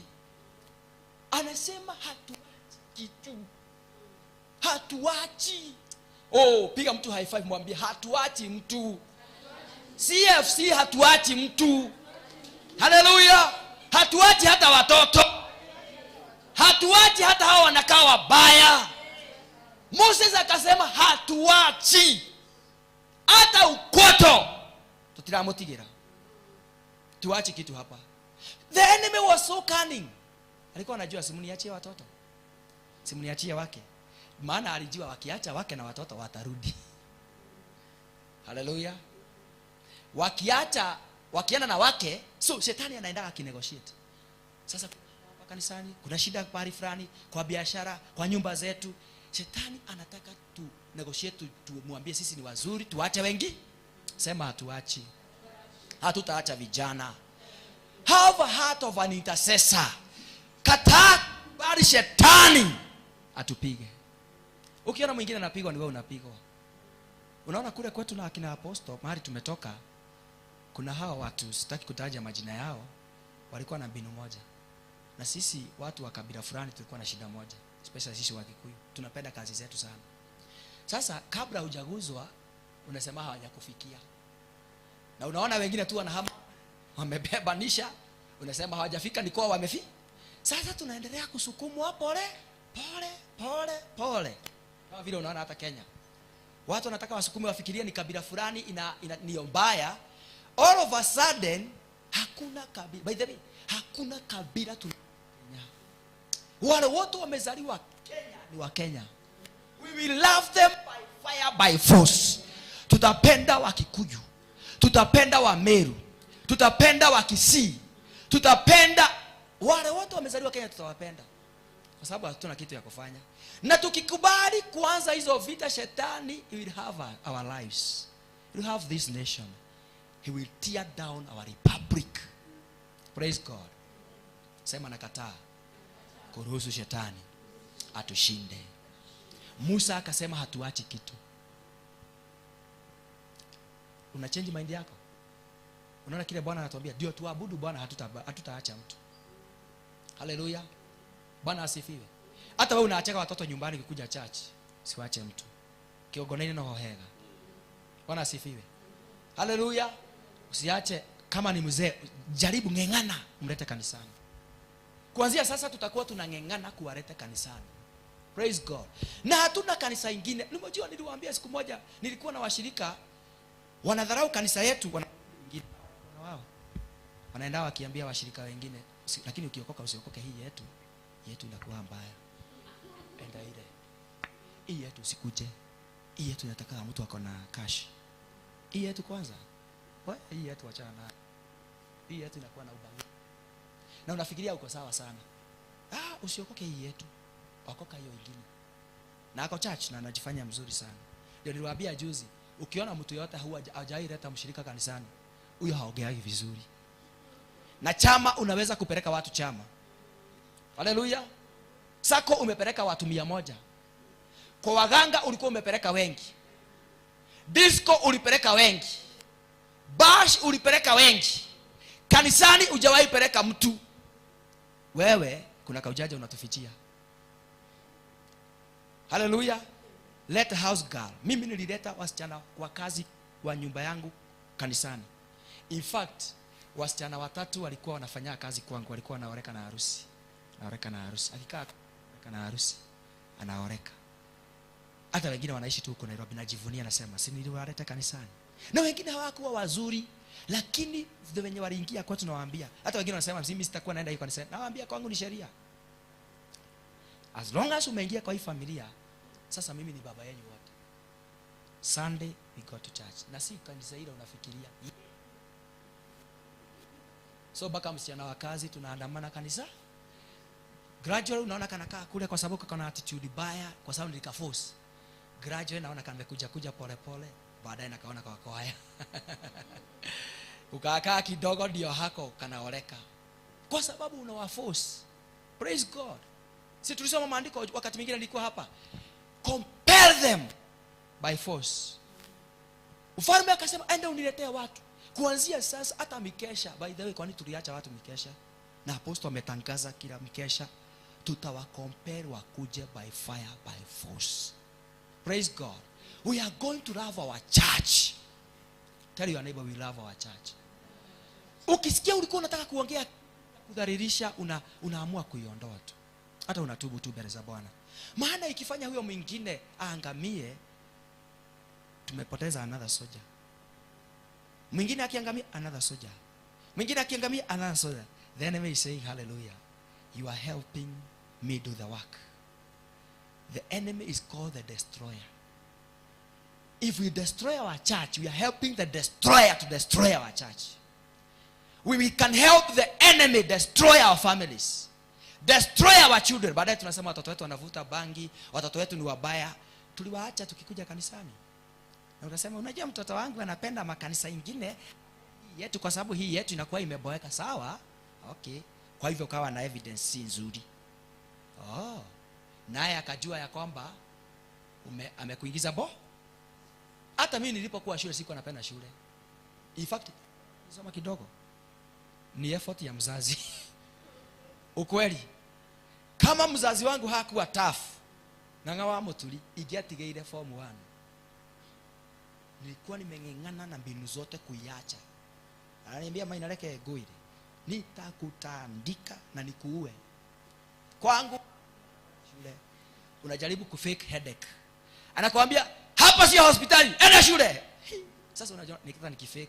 Siku nyingine nikajaribu kufake, nikachukua kenyasa ya shule na ingiza kwa maji. Kenya dhana kirago ila maine. Enda nao hivyo, enda na nyumbani. Sasa nikajua hakuna haja ya kufake kitu. Nikagethome orole mwado. Na unaamua sitasoma ndio nianguke. Ukiamua ukileta max mbaya, sasa hiyo ni vita. Sasa ikabidi sasa tukubaliane na hali. Tusome Praise God. Hallelujah. Abia your neighbor, don't refuse to help the enemy fight you. Praise God. Refuse. Ikutoomba na unasema I'm comfortable, hata sijai kuomba, na rara naamka, najisikia niko sawa. You are helping the enemy to have. When you lack prayers, moyo wako, mawazo yako itaenda rai, utakuwa kama prodigal son. Aliibiwa rahisi. Asifiwe. Kutokuja kesha unasema iko sawa. Okay, you are helping the enemy to fight you. Kutosoma neno na unafikiria uko sawa. Unajua hata apostle ana shida akisoma, sasa anasoma kwa niaba yetu, sawa? When temptation will come, the enemy will have you. The Bible have said the enemy has desired. Wangapi sasa watakubali desire shetani zitimie? The enemy have desired CFC ifungwe. If ame desire. In fact, ame desire sana. Praise God. Ame desire? How many are members of CFC? Mtakubali shetani ashinde? Mtakubali abomoe ukuta? Mtakubali sasa kutolipa tithe ni ku allow the enemy to fight you? The Bible says usipofanya hivyo, memenyi na idoshi yothe ile ya juru niko gweka atia? Si maandiko imesema. Sasa unasema unajua sasa hata apostle ajuai hapa nikifanya faida. Sasa ndio utaleta mastaka mengi ya biashara kipigwa, because you allowed the enemy to fight you. The Bible said, iliweka clearly ya kwamba pay your tithe. Na ikasema nijaribu kwa hii, utaona kama sitafungua madirisha ya mbinguni na nikukatazie nani? Sasa amekuwa mjanja kwa kutoa fungu zake za 10, ukuta wake wa biashara ukaondolewa, anashinda akisema mimi nakuwa na mikosi, nakuwa na mashida, nakuwa you allowed the enemy to fight you. You help the enemy to fight you. Praise God. Hallelujah. Mumeona mbinu hizo zote? So wakati ambapo tunajifanya wajanja, tunaruhusu shetani. Si usiku wa leo Mungu atusaidie. Si kuanzia sasa tupendane by fire by force. Hallelujah. Sasa kama Yesu alikuwa anatupenda na tulimuua, na alisema tu ametupenda, akatupenda tu, na anajua vizuri hatuko sawa, kwa sababu ashinde. Hallelujah.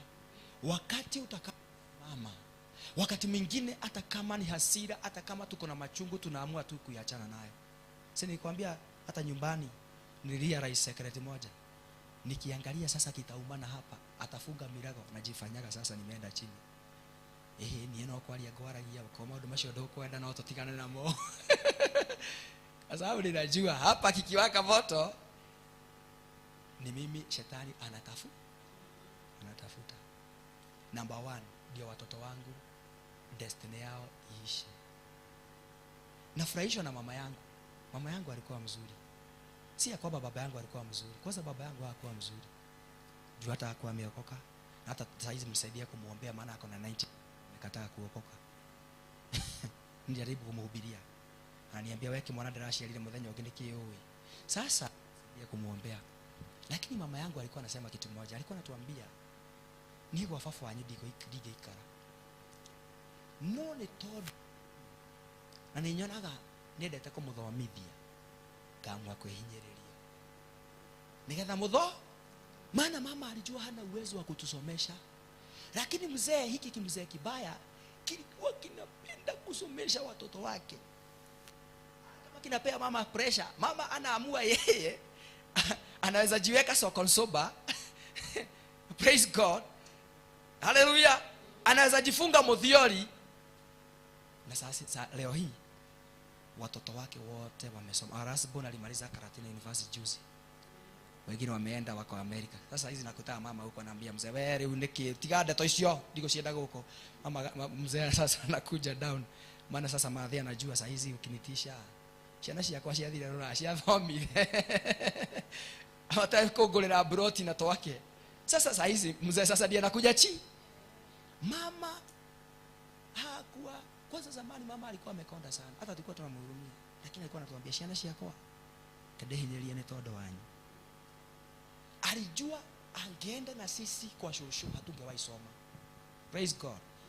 Na akajua ni watoto wake watatese.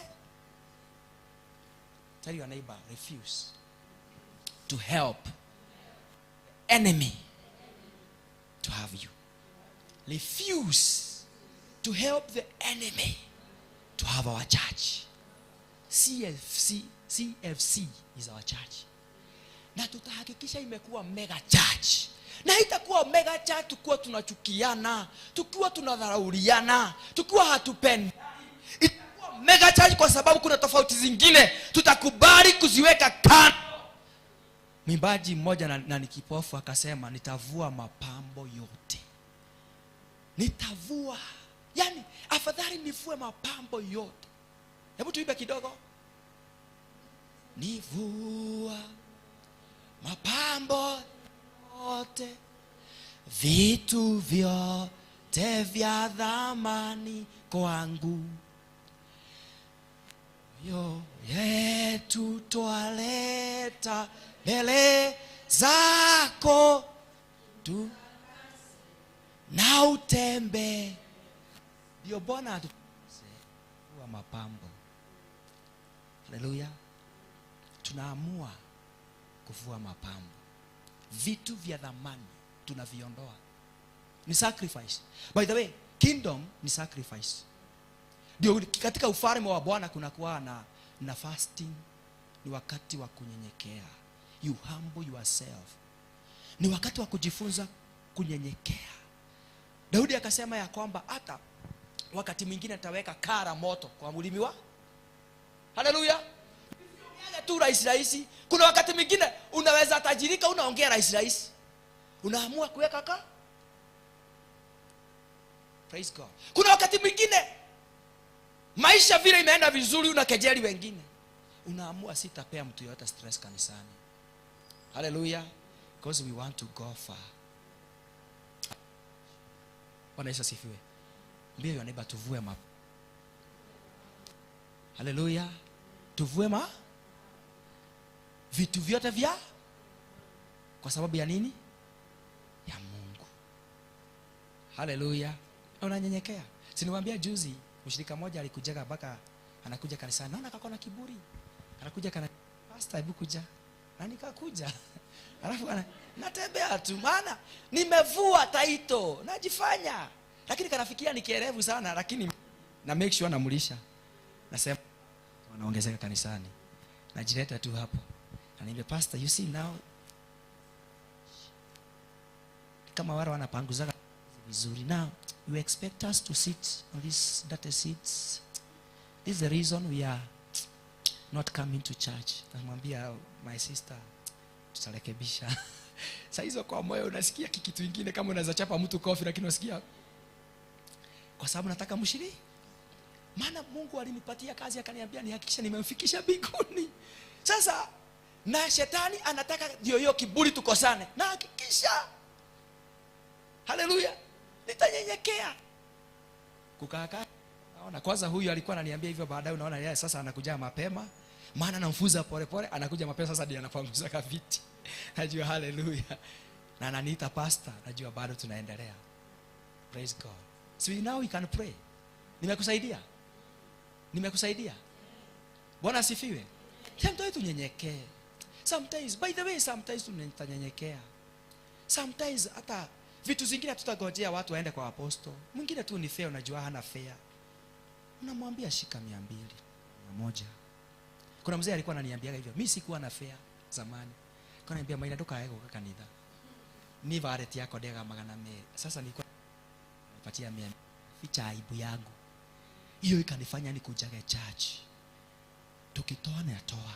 Tukafichana. Sasa ndio huyu maina pastor. Praise God. Hallelujah. Kwa sababu kuna watu walikuwa na hekima. Kuna watu walikuwa na fahamu. Kuna watu walijua shetani hataki kazi ya Bwana ipanuke. Hataki kanisa liinuke. Hataki. Praise God. Mliona jamaa anaitwa Sifuna. Wamejaribu kupigana ODM, baba anasimama anasema kila mtu ako na haki ya kusema kile anataka. Anawaficha, anawaambia sitaruhusu pigane hapa.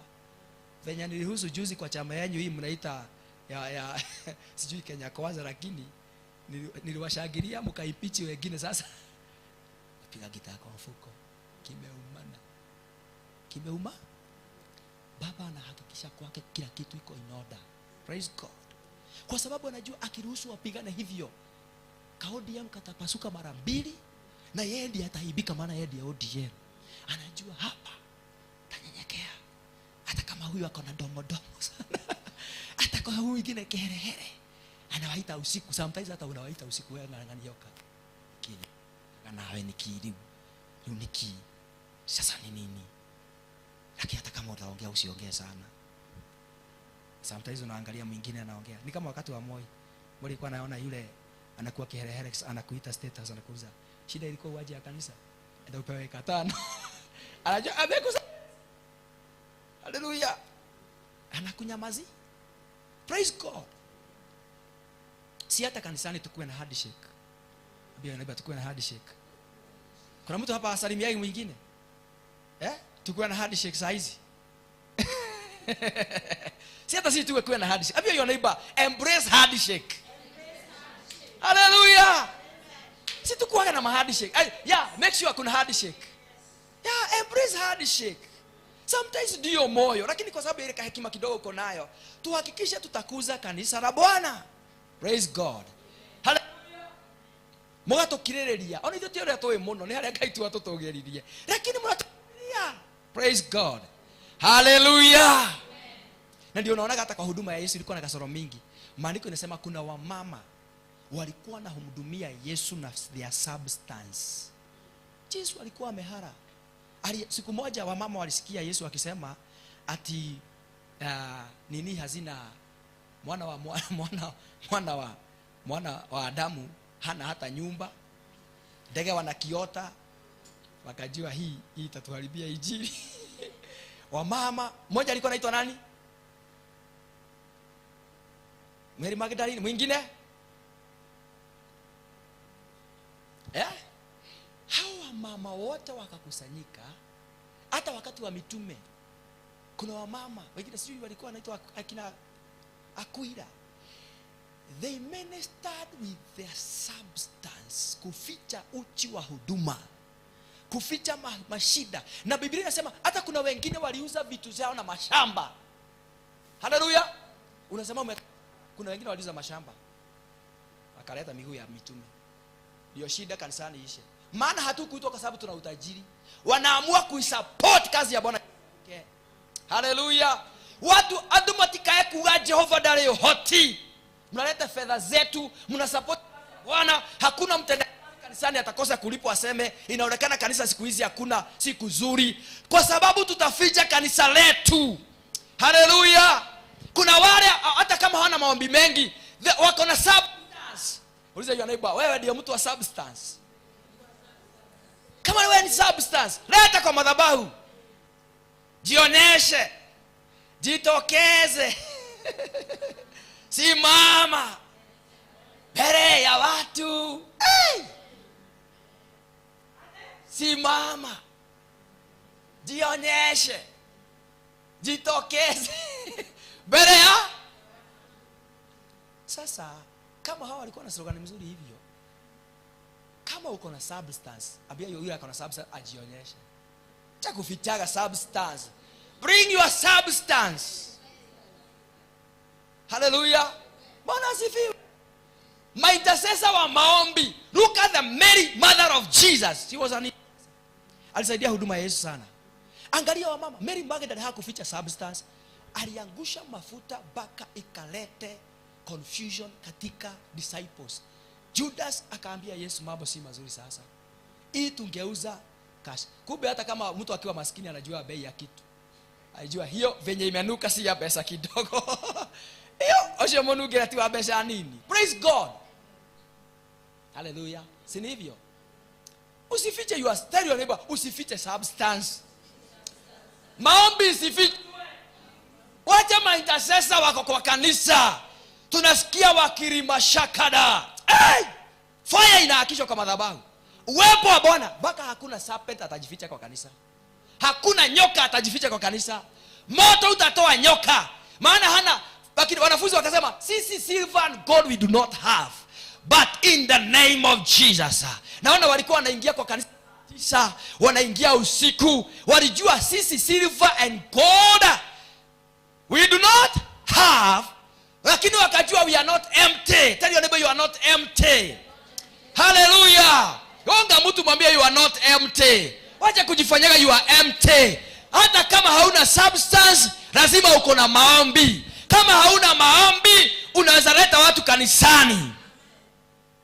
Hallelujah. Doge imoido sio there no heo kiherehere kinini. Wazi nyimo wa kila kitu. Hallelujah. Bwana asifiwe. Si tunaona hata wengine wakisema disability is not, na wanajionesha. Kuanzia sasa kanisa ya CFC tuanze kujionesha. Wa substance usiogope kujionesha. Wa maombi jioneshe. Hallelujah. Bwana asifiwe. Neema ulio nayo itokelezee kwa kanisa.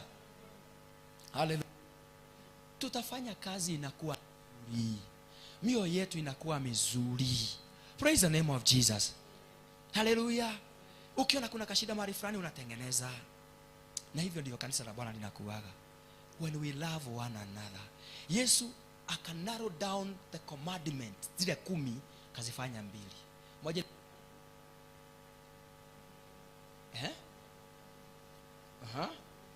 na number 2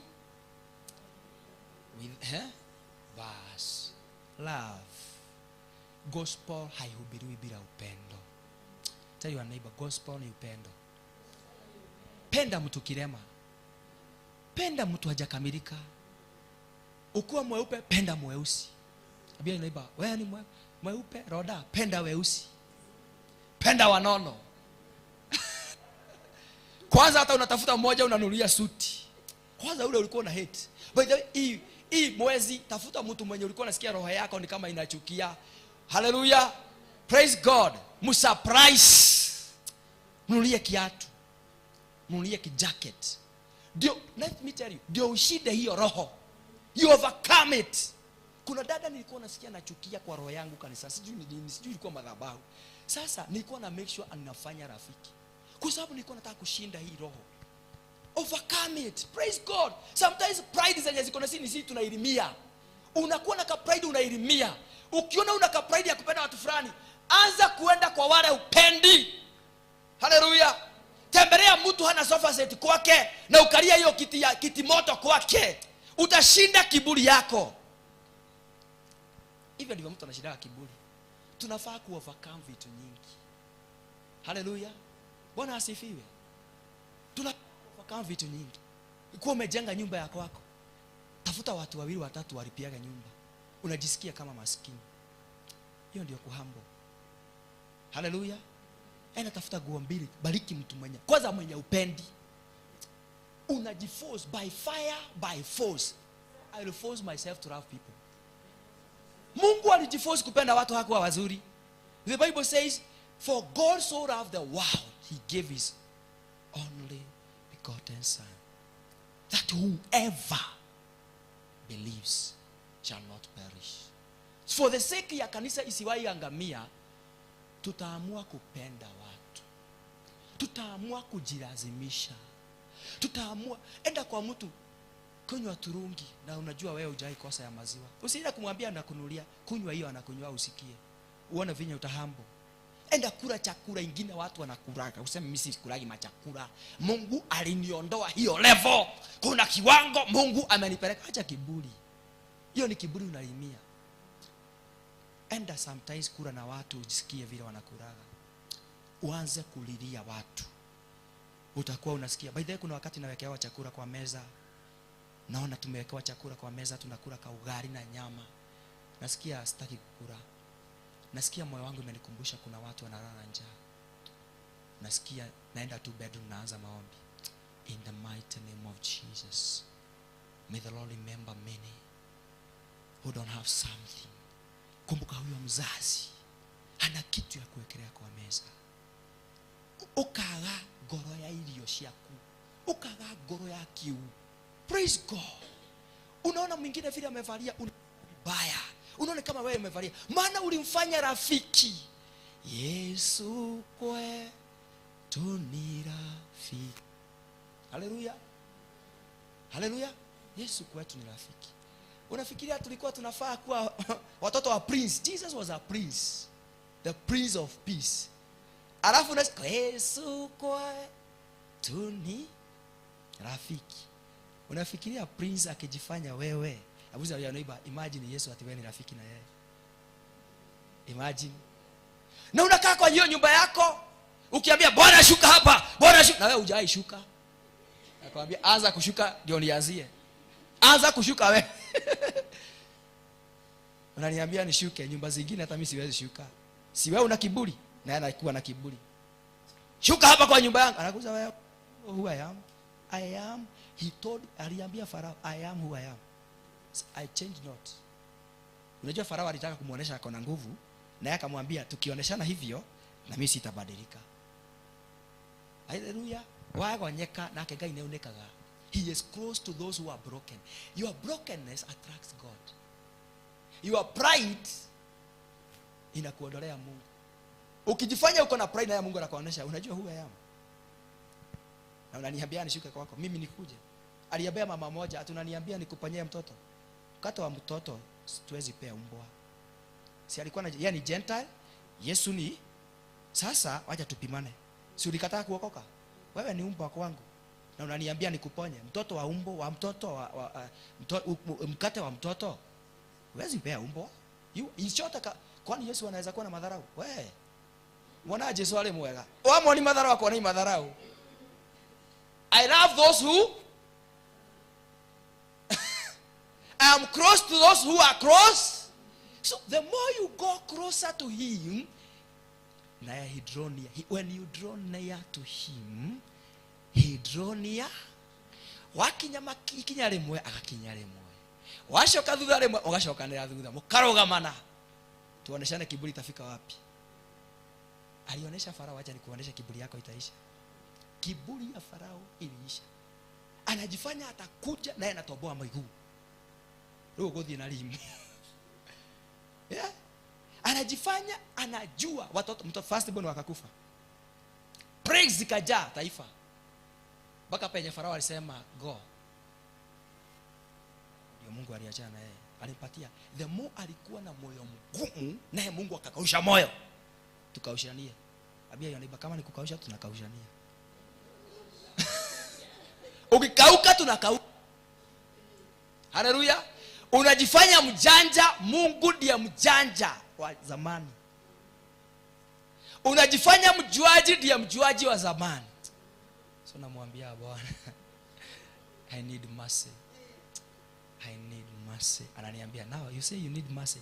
Daudi amwelilia terere. Walisimamana na Mungu hivyo. Akajaribu Daudi na hiyo kiburi. Daudi akamwambia Bwana, naomba nianguke mikononi mwako. Nianguke tu mikononi mwako. I know mikononi mwako kuna rehema. Niba moko maritha. Ndukanarugamana na Jehova. Wamuonia ni we. Akuonagia ugi wothe ni wake. Wamuonia we kimenyi. Ati ginya andu aria matari athomo. Athia ginya kwarire mamu anyi githungu. You know now my mom akauga mwana wake wathomire no ko turuma na githungu. Wajifanya mjuaji. Na Mungu atakuonesha mjuaji. Utaongea kizungu anakuongelesha Kifaransa. Hivyo ndivyo the Tower of Babel ilianguka.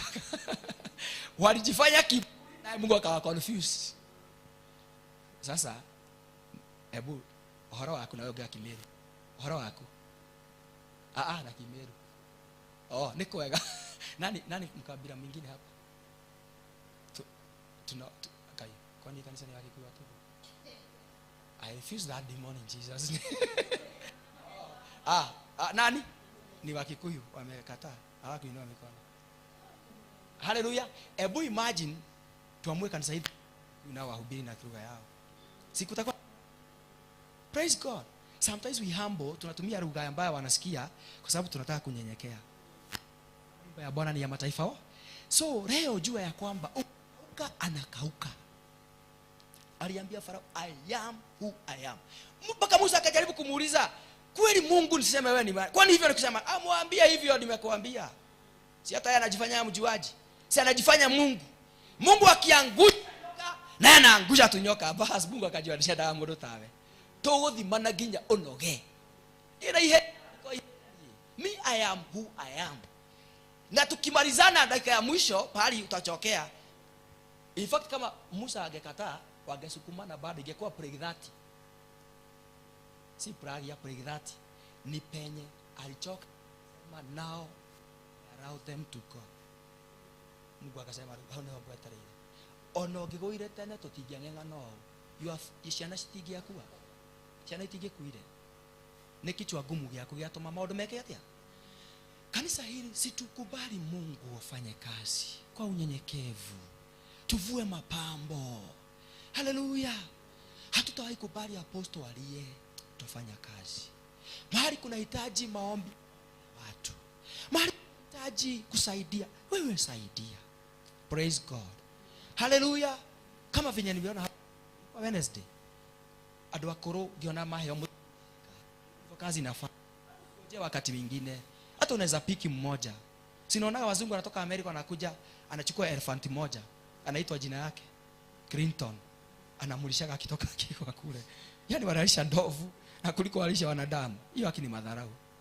Hiyo ni madharau. Si akuja achukue familia 2-3. Praise God. Hallelujah. Si tutakuwa renewed kwa mawazo. Kurogamana na Ngai. Jifanye ujui. Ukikutana na watu wanajua tu Kikuyu, wewe ongea Kikuyu. Cha kusema kushinda ukiwaongelesha na unajua vizuri ashiki Kizungu. Sina Kikuyu. Rugati. Unasema ongea itu hiyo. Gwathi. Murie mundu wa nyumba uragwa niki urenda. Ladies. Nakumbuka kuna dada moja nilikuwa nataka kuoa kile tulikosania ni Kizungu mingi. Nasema wewe kwenda kuelehera the. Hakataki kuanguka. Kizungu mingi kwa sababu ati amesoma. Sasa anataka kunitisha nayo. Leo nake akakiega mundu. Na mundu no ekwenda mari ruga maiguane. Kini oro. Ni ngiona rundu ile hota. Ndera mundu tuliranagia wa boy niki.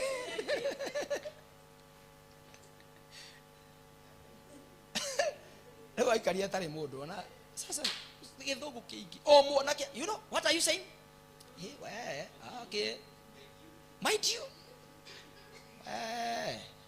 Sasa anguka chini, anguka kidogo tusikiza.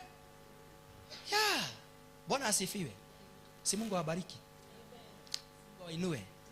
Si tumeomba kabisa. Kuanzia sasa tupende church. Tupendane. Hallelujah. By the way, hii mwezi tafuta watu 2-3 wa surprise. Kwanza make sure wale ulikuwa unasikia kama roho inataka kudharau. Wenye wako chini, nilikwambia mwenye wewe kama ulipi nyumba tafuta 2 lipia nyumba. Wengine walipie madeni. Praise God. Nilienda siku moja kuambia mtu mmoja niko na kashida akaniambia, "Ai, madhina ni mashida tuliachana nayo kitambo. Kama madhina maturaga." Unajua sasa. Sawa. In short amekuonesha shida yako ni yako. Hiyo ni pride. Humble yourself. The Bible says, tell your neighbor, humble yourself. Humble. Bwana asifiwe. Humble yourself.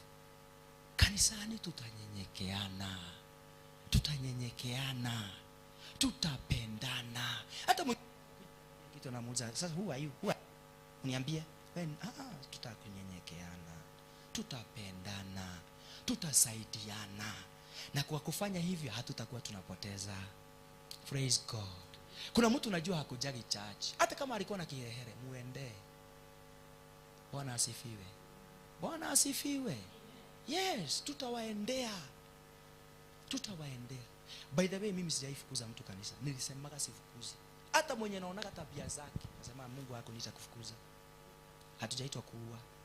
Tuliitwa tu na hakikisha gata Yesu ugiri atia. By the way, hebu tusomee hiyo tumaliza nayo. Hiyo John 17. Tusomee hiyo tumaliza nayo. Tumaliza nayo. Hebu sikia Yesu akiomba vile alisema. John 17. Soma. 1. Inasema, sikiza. Maneno hayo aliyoyasema Yesu, akainua macho yake kuelekea mbinguni akasema, Baba, sasa imekwisha kufika. Mtukuze mwanao ili mwana wako naye akutukuze wewe. Endelea. Okay. Kama vile ulivyompa mamlaka juu ya wote wenye mwili, ili kwamba wote uliompa awape uzima wa milele. Endelea. Na uzima wa milele ndio huu, wakujue wewe Mungu wa pekee wa kweli, yes, na Yesu Kristo uliyemtuma. Amen. Endelea. Mstari wa 4, mimi nimekutukuza duniani, hali nimeimaliza kazi ile ulionipa. Nimemaliza kazi. Kumaliza kazi ulionipa niifanye. Nimeimaliza. Mstari wa 5, na sasa Baba, unitukuze pamoja nawe kwa utukufu ule. Huyo ni Yesu. Endelea. Nawe kabla ya ulimwengu kuwako. Mstari wake wa 6, jina lako nimewahidhirisha watu wale ulionipa katika ulimwengu, walikuwa wako, ukanipa mimi, na neno lako wamelishika. Ukapewa watu wa Bwana. Endelea hiyo nyingine. Mstari wake wa 7, sasa wamejua kila kitu ulionipa ya kutoka kwako. Yani amekaa na watu. Now they know that everything that you have given me is from you. Uliza mtu, amewahi jua utajiri wako kutoka kwa Bwana? Nana hawa maskini ni kujipendi kazi. Now they know that everything imetoka kwa nani? Yule aliye na neema imetoka kwa nani? Hata wale ifatio neema ikusaidie. Usifungue, maana nataka uendelee hapo kidogo. Ikusaidie watu wengine na wao waanze kujua makarathimo magie na mwihoko. Tusomee hiyo nyingine. Mstari wake wa 8, kwa kuwa maneno ulionipa nimewapa wao, nao wakayapokea, wakajua hakika ya kuwa nilitoka kwako, wakasadiki na ya kwamba wewe ndiye uliyenituma. Mstari wake wa 10, mimi nawaombea hao,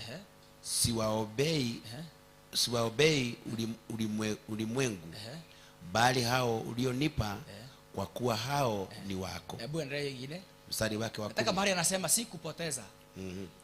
Ni gani inasema ni si kupoteza hata mmoja, ila ni hapo pengine mbele kidogo. Hebu na hapo mbele kidogo. Si kupoteza, bali yule alikuwa kujipoteza. Kuna hiyo verse. Siku wala mimi simo tena ulimwenguni, lakini hawa wamo ulimwenguni. Yes. Nami naja kwako, Baba mtakatifu, kwa jina lako ulilonipa, uwalinde hawa ili wawe na umoja kama sisi tulivyo. Mstari wa 12. Nimeona Yesu bado anaomba kiombea watu. Nilipokuwamo pamoja nao, mimi niliwalinda kwa jina lako. I have guarded them ulilonipa. And not one of them has been lost, except the son of destruction, that the scripture might be fulfilled. Hapana hata mmoja wao niliyepoteza, ila yule mwana wa upotevu. Bas, sasa uliza your neighbor, kwa nini sisi tunataka kupoteza? Kwa nini tunasaidia shetani kutupiga sisi? Jesus anatoa hii na ni maombi yake. Hata akiondoka, anaondoka kwanza amewakomishona, amewaombea, na anaambia baka baba, sasa anarudisha baka ripoti, si kupoteza. Na mwenye alipotea, akasema si kupoteza hata moja. Na huyo alipotea ni yule the son of destruction. Na hata yeye nilijaribu kumuokoa, maana si alikaa na Judas. By the way, Judas ndiye alijipoteza. Kwanza huyo hakupotea, unafanya nini? Akamfanya treasurer. Na unafikia hako anajua anaibaga. Alikuwa anataka kuhakikisha kwamba hana hatred kwake. Akampatia treasurer ndio aibe, ajipoteze kabisa. Yesu naye ameanaiya gabe cia sadaka. Na no amoyoka ile sadaka. Amenyaga vio. Alikuwa anajua mwizi. Yesu alikuwa anajua wameiba. Kila siku alikuwa anajua ameiba na anavumilia. Yaani anavumilia mwizi, ndio hakikisha hata yeye nafsi yake haitapotea, angarau aone kama anaweza badilika. Praise God. Onekana kuhindia geshiria tere kuyabe cia kanitha. Hakuna darajejia. Nikiuga ila yule wa kujipoteza. Na hata yeye ni kwa sababu nilifanya mbinu ni vile tu scripture ilikuwa iwe fulfilled. Sasa wale tunapoteza ni scripture inakuwa fulfilled. Bwana asifiwe. Ni jukumu ya apostle kutopoteza. Tukiruhusu ni apostle anakuwa anapoteza, ni pastor wanapotezaga, wewe unakuwa umepoteza. Sema hatutapoteza. Sasa ni jukumu yetu kuweka ukuta. Tunaweka ukuta, hakuna kupoteza. By the way, nani anaulizaga mtu fulani simuonagi church? By the way, nikakuta akina David, where are they? Nani amewahi jaribu? Unajua shetani, the devil have desire to have people. Si tuende jaribu binu zote. Sasa unakuta ya kiburi nekene, wacha visababu. Tumehakikisha ya kwamba tutajaribu binu zote mpaka Mungu hakuna rahama. Praise God. Maana wengine ni shetani anaiba rais. Mnamwona wale kihurukia gashui. Yesho karora getino no gigashoka rucio. Na unafikiria mtu alikuwa strong. Hakuna. By the way, everybody here is a candidate ya kuangamizwa na shetani. Tukiwa hatunaga wivu na hatunaga shida ya kupoteza, shetani atahakisha anaiba kila siku.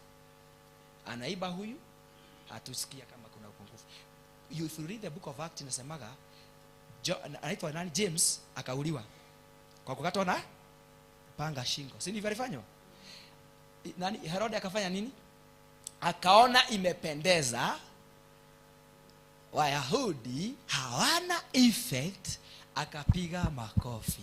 The Bible says akaenda mbele kukamata Petro. Kwanza alikuwa na aim.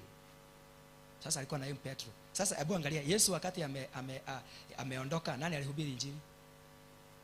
Shetani alikuwa amekamata? Si alikuwa amekamata Petro? Anagojea kesho. But this time the church kainuka. Ambia your neighbor, you are the church. Rise to the occasion. You are the church. You are the church. Kwanza sasa tuinuke kupigania wale shetani anataka kuiba rais. Wengine wamekatwa shingo, tunafikiria tu wako sawa. Na ni shingo alikatwa, sasa hana akili ya kufikiria. Wengine walikatwa miguu. Unafanya tu demonstration ya risasi ya mguu tu. Hadi tunangojea hata risasi ya miguu. Tunafikia tunafurahi sana. Hii Kenya ni nchi fani. Wewe, okay, sawa. Lazima tuinuke tuseme nchi yetu haiharibiwi. Hakuna mtu ataharibu hii nchi. Hakuna watu wa kutumia nguvu vibaya. Praise the name of Jesus. This is our nation, Kenya. Hatuna ingine. Praise the name of Jesus. Na hatuhami Kenya. Tutaipigania mpaka nchi yetu isimame. Nchi ikikosa amani leo, kuna kanisa itahubiri? Biashara zitafanywa? Mimi na tunawaona yako kwa TV, mko mmefuga biashara zote Nairobi. TV inatuonesha vile street zote ziko empty. Inatuonesha vile Moi Avenue iko empty. Inatuonesha vile mnapiga mawe, mkishangilia, mkisema ni majenzi. Okay, sawa. Unakuja kanisa? Maombi. Wednesday deliverance. Unakujaga? Mkoa kuna demonstration? Polisi wanakuwa wamesimama pale, wana make sure clear the scene. Mnakuja maombi? Na hiyo imewahi waguza? Imewahi waguza? Tusimame na miguu yetu. Hallelujah. We are not going to help the devil. Praise the name of Jesus. Man of God, tungetamani ukuja ndio tuombe. The enemy will not have our lives. Praise the name of Jesus. Kwa mkesha wa leo, uwepo wa Bwana uko mahali hapa. Kuanzia sasa we refuse the devil.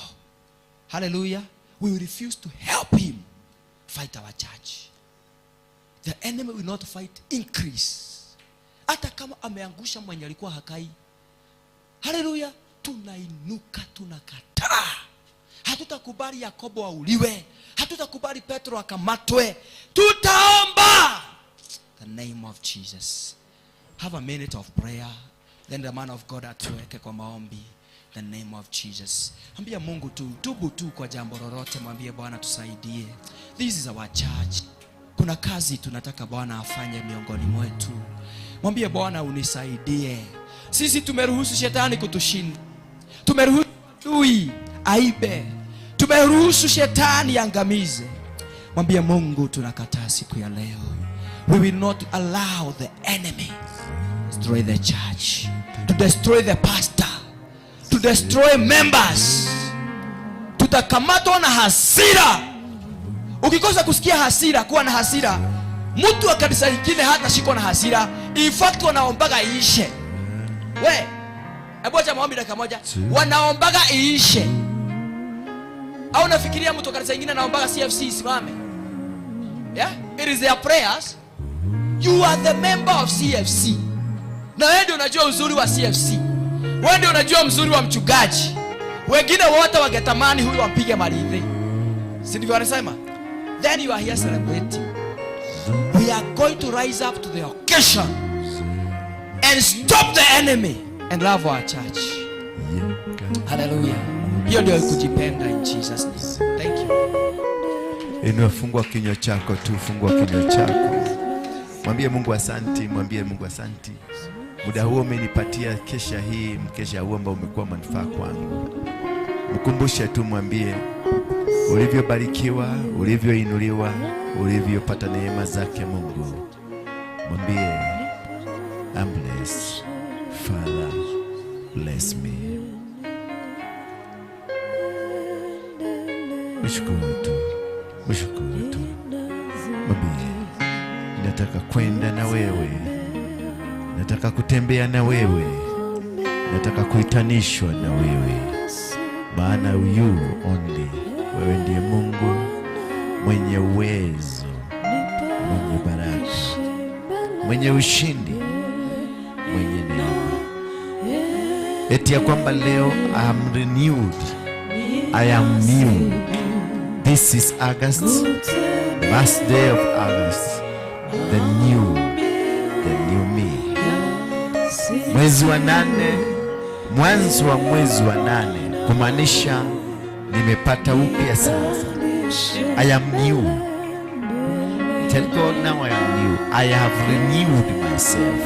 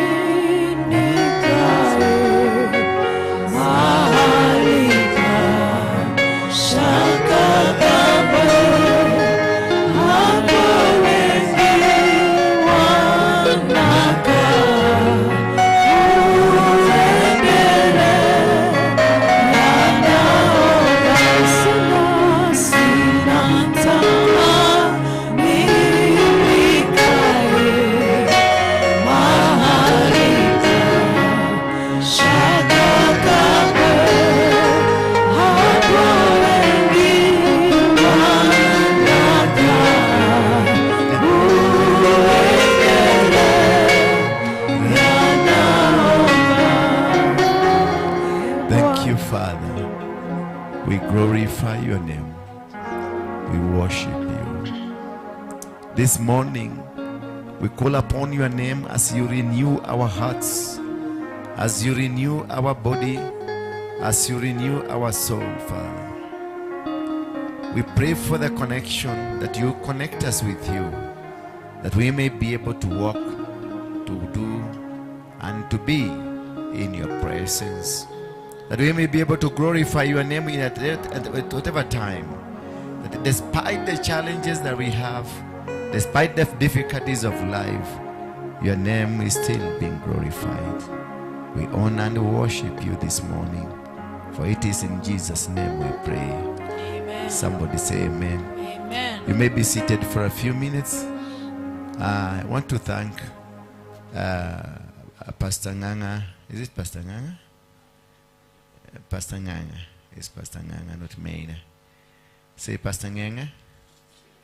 Yeah, Pastor Nganga. Thank you very much, Pastor, for that very wonderful time that we've had. It was a very wonderful intercessory kesha. It was an intercessory kesha. We started well with a worship song that I've never heard. It was my first day to hear that. It was wonderful. Really, I've never heard that song. It touched me. I felt like I was in my office doing some work. Something just brought me here. I don't know what brought me here. And I found myself lying down, prostrate, and I thanked God because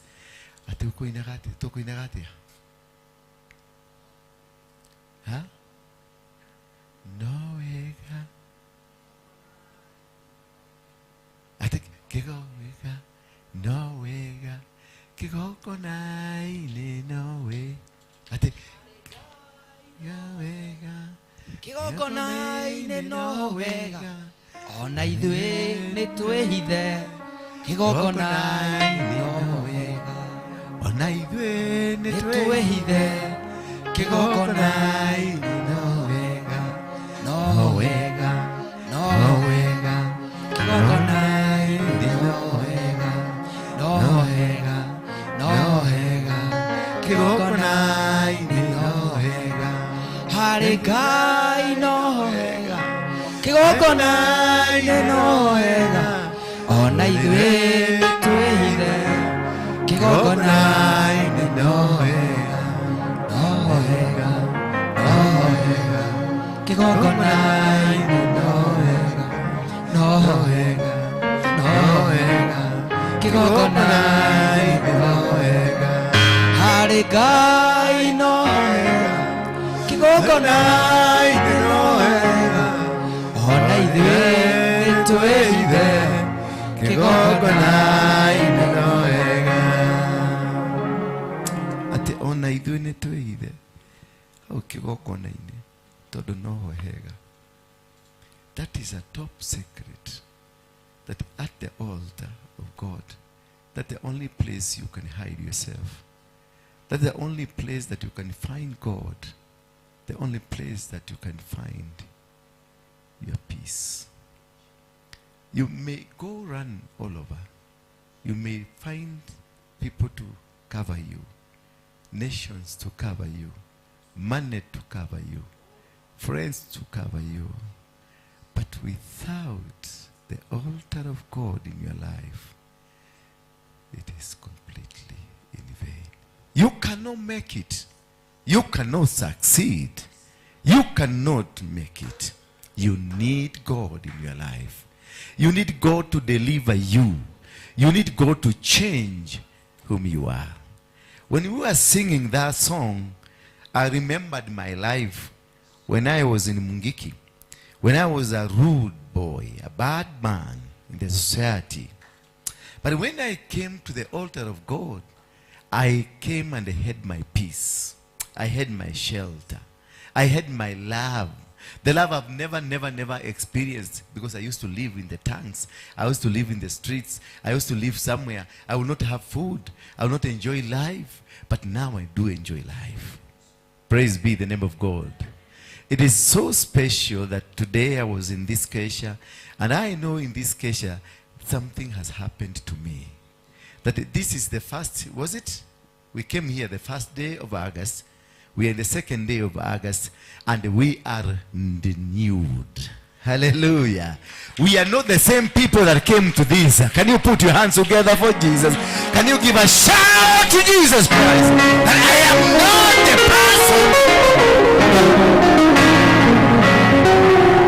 person. In the book of Genesis, chapter number 1, the Bible says that the world was formless. Nothing was existing. That God created the heavens and the earth. My biggest question has always been, where was God when he was creating the heavens and the earth? Where was God? Or where did God come from? Because we pray our God who art in heaven. When he created, the earth was without form and void, and darkness was over the face of the deep. And the Spirit of God was hovering over the face of the waters. And God said, let there be light. And there was light. Praise be the name of God. In the beginning. Hallelujah. In the what? In the beginning.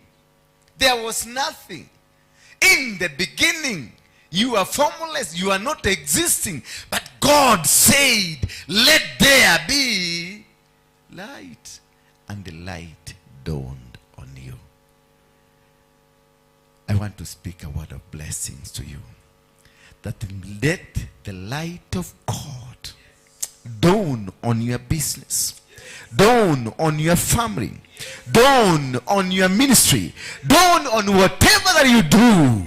May God shine on you. May the light of God shine on you. May the light of God be upon you. May whatever that you intend to do in your life have the light of God. May God appear in you. In verse number 4, the Bible says, and God saw that the light was good. May the light of God be good to you. May anything that you have always deserved to have, that you have desired it to have, may it have the light of God, and may God see the light be good to you. May you be blessed. When you walk, may you be blessed. When you go in, may you be blessed. When you come out, you be blessed. Whatever that you do in your life, receive the blessing of God.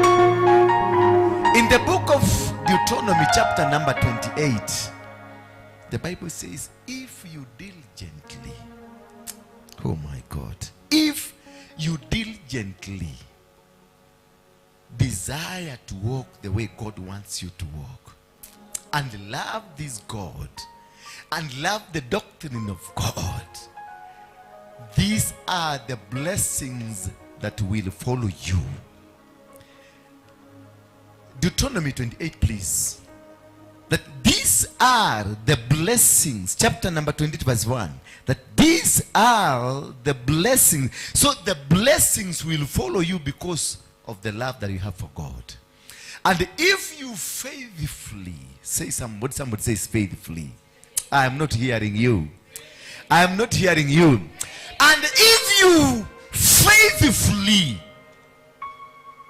obey the voice of the Lord your God. It is not even obeying anything else, just the voice. Because you cannot see God. It's only Moses who was able to see God. But you obey the voice because the voice is speaking to you tonight. The man of God, he has taught you about obeying and being obedient and not allowing the devil, not assisting the devil to kill you. Hallelujah. And if you obey the voice of the Lord your God, being careful to do all his commandments. Oh, hallelujah. Can I hear commandment? I'm not hearing you. I'm not hearing you. Being careful to do his commandment that I command you today. Whatever the teachings the man of God was teaching also was a command that love your church, love your neighbor, love what you do, because that is where God will come and bless you. Bwana Yesu asifiwe sana. Being careful to do all his commandment that I command you today, the Lord your God will set you high above all the nations of the earth. The condition for you to be lifted up, the condition for you to become that material that God wants to bless you, for you to become that person that God wants to use, for you to become that person that God wants to send somewhere, for you to become that person that has the clout of God, you must have the two things: faithfulness and obedience to the voice of who? To the voice of God, your God. And they say he will raise you. I'm telling you, it's not a matter of you working your way up. It's not a matter of you trying to force things to work. It's not a matter of you trying to push things to work or trying to implement something. It is you being obedient and faithful. And then God comes in to do his job. And his job is what? To raise you above any other nation. It is not your work to rise up. It is not your work to become. It is not your work to have a formula on how to rise up. It is your work is just to be faithful and obedient. Tell your neighbor, be faithful and obedient. Just that. Dorcas, just be faithful. Just be obedient. Margaret, just be faithful. Yeah? Just be faithful, Charity. Just be faithful, Grace. That is all what God wants us from. And this is the platform for your growth. This is a platform for your blessing. This is a platform for you to become successful. Hallelujah. Just be faithful and be obedient. Then you find yourself in the platform of God taking you places. That in verse number 4, the Bible says in the Deuteronomy, I don't know where this man is taking us so fast. Please give us number 4. Blessed, and verse 3, please give us verse 3. Blessed shall you be in the city. Are you in the city? Are you in the city? Tell somebody, I'm in the city. Tell someone, I'm in the city. Can you just touch them and tell them, I am in the city? Yani muguzaguze tu mwambie, I am in the city. And this is what I'm tapping tonight. Mwambie, this is what I'm tapping tonight. And blessed shall you be in the field. That you shall, blessed shall you be in the city. Receive the blessing of the city. Hallelujah. Do you know one thing? There are blessings for the city, and there are also a blessing for the village. You will find somebody in the village who is feared, and somebody who looks like he is the most enlightened. You bring them into the city, they become fools. Hallelujah. Did you realize when you came to town wearing that Sunday dress that used to be so clean, everybody used to admire it? When you came to town, how did it look like? It looked like it's so dirty. It has never been washed, but it was clean from the village. So they are blessing for the city and they are blessing for the village. Yet as you get something from the city, you go back to the village and develop your village. May you receive the power, the capacity to get things from the city and take them home for the successes. But verse number 4. Blessed shall be the fruit of your womb. Oh my God. Blessed shall be the fruit of your womb.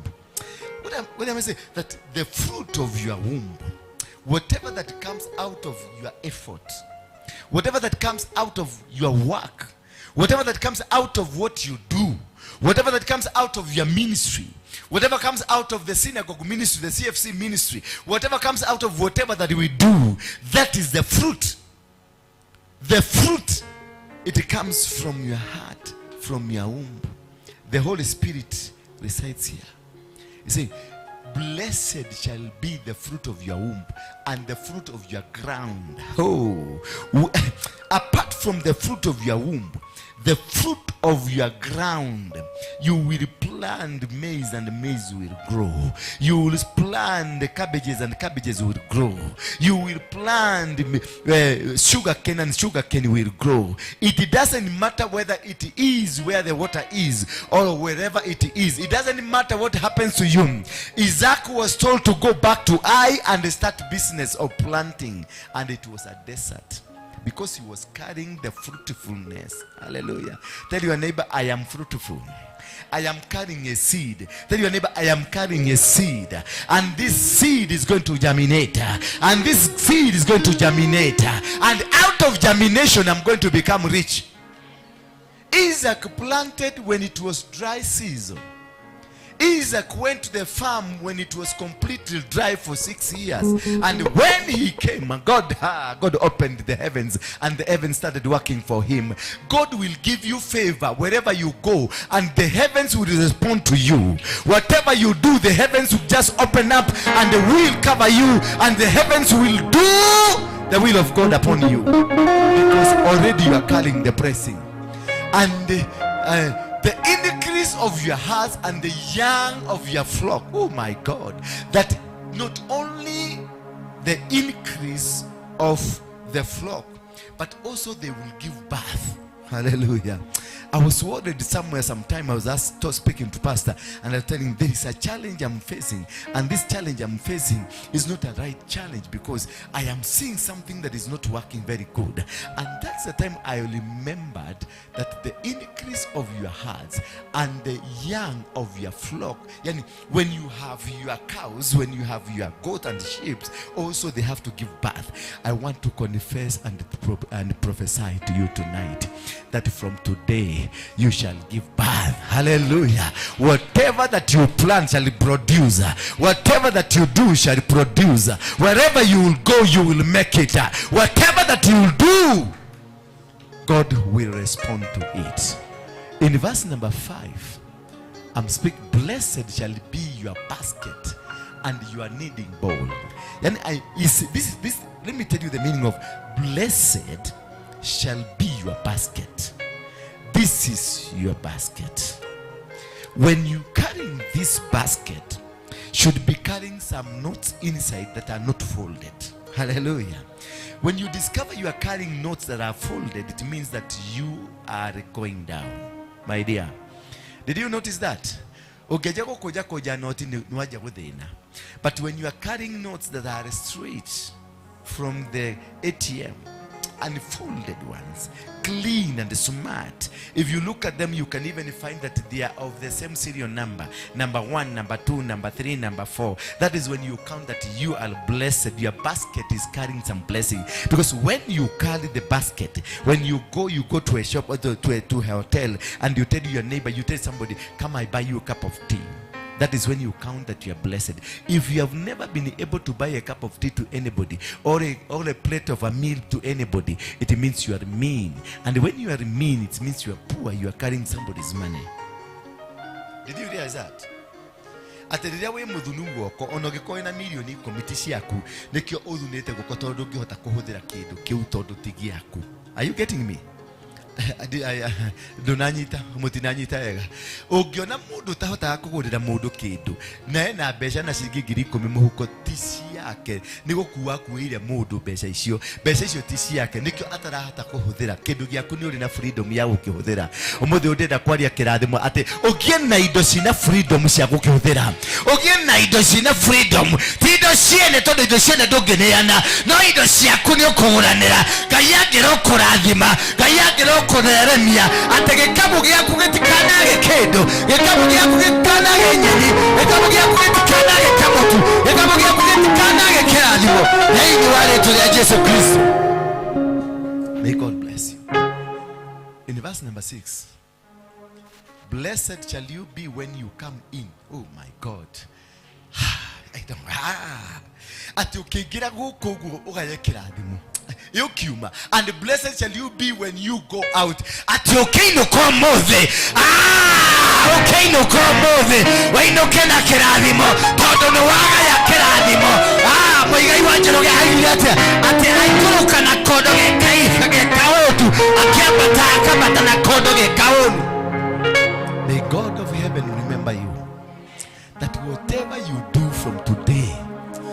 whatever kind of a business you are doing from today, whatever kind of a life you are living today, that you are not a poor person, but you are a rich person. That where you go in, you must come out with something. May God of heaven remember you. May God of heaven remember your generation. To the 5th and the 10th generation. May God of heaven remember everything that you do. May God of heaven remember the kind of a business you are doing. May God of heaven remember your ministry. May God of heaven remember your family. May God of heaven remember you when they have forgotten you.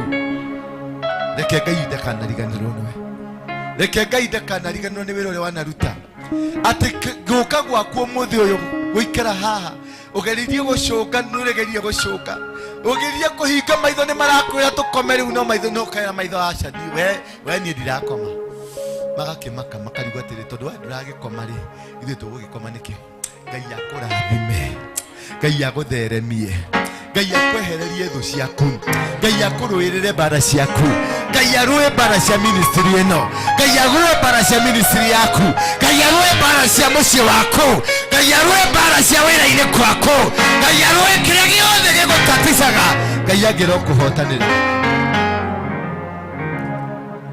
The Lord will cause your enemies to rise against you in who rise oh my. The devil is trying to confuse me.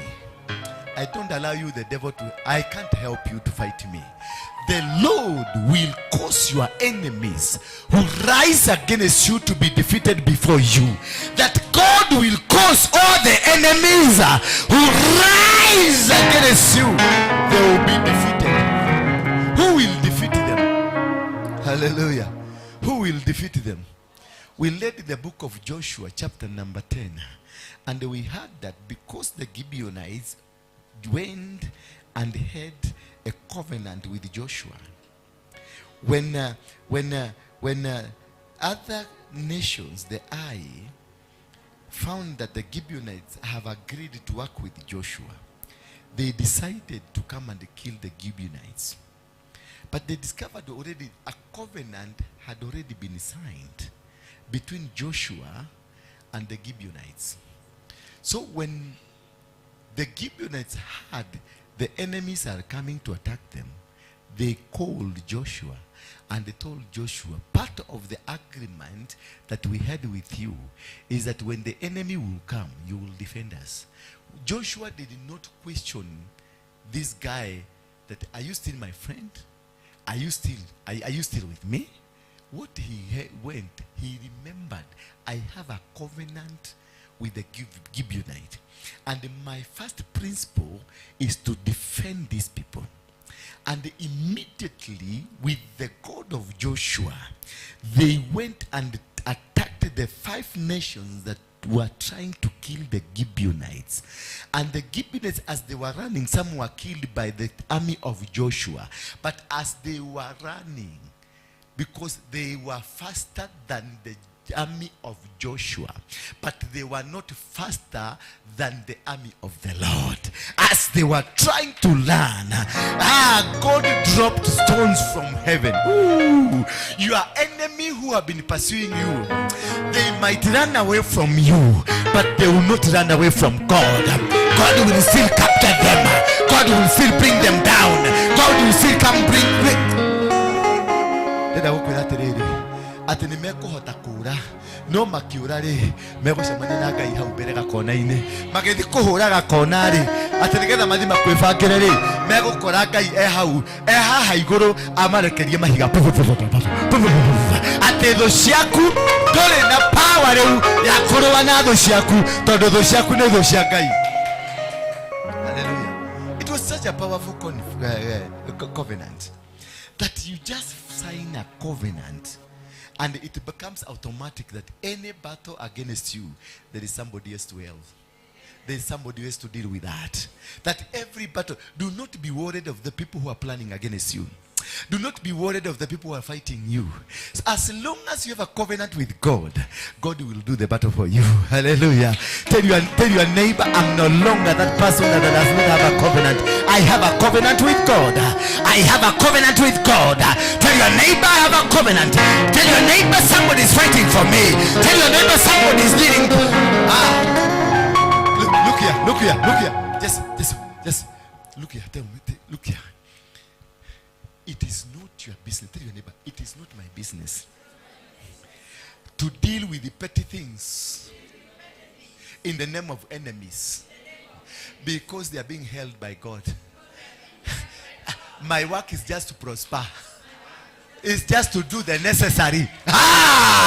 My work is just to work, not to deal with the petty things, because I have signed a contract with God, and God will deal with them that want to deal with me.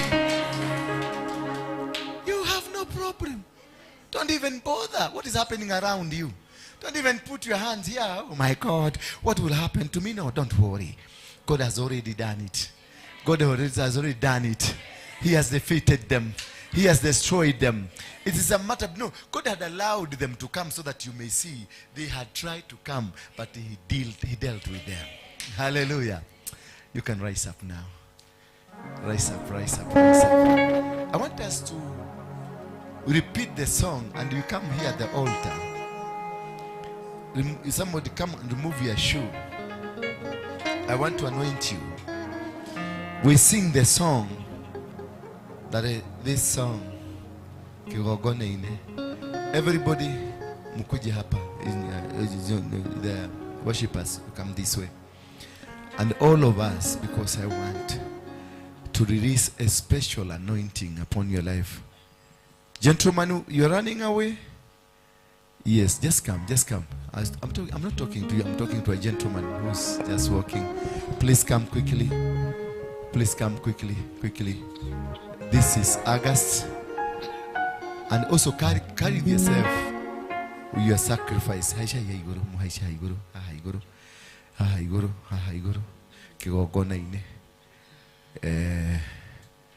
Yeah, bring for me that envelope. Bring it. Both press that one. Bring your envelopes here with me. Bring your envelope with me. Just thank you. God bless you. God bless you. So do it quickly, please. And then I say it at the altar here. Yes.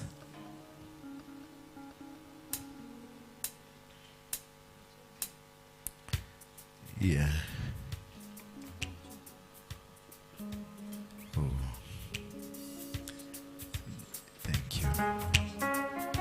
Thank you very much.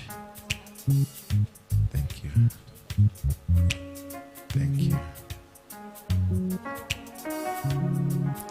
It is done. Thank you. Tears have been wiped.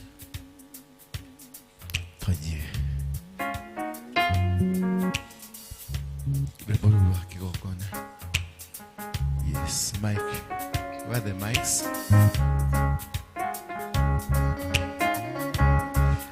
Sing this song from your heart. Are you getting me? I want you to sing this song from your heart. And by the time we finish it, anything that has been bothering you will have removed that thing from behind you. Oh, Songen. Hallelujah. Oh, Jesus. Thank you, Lord.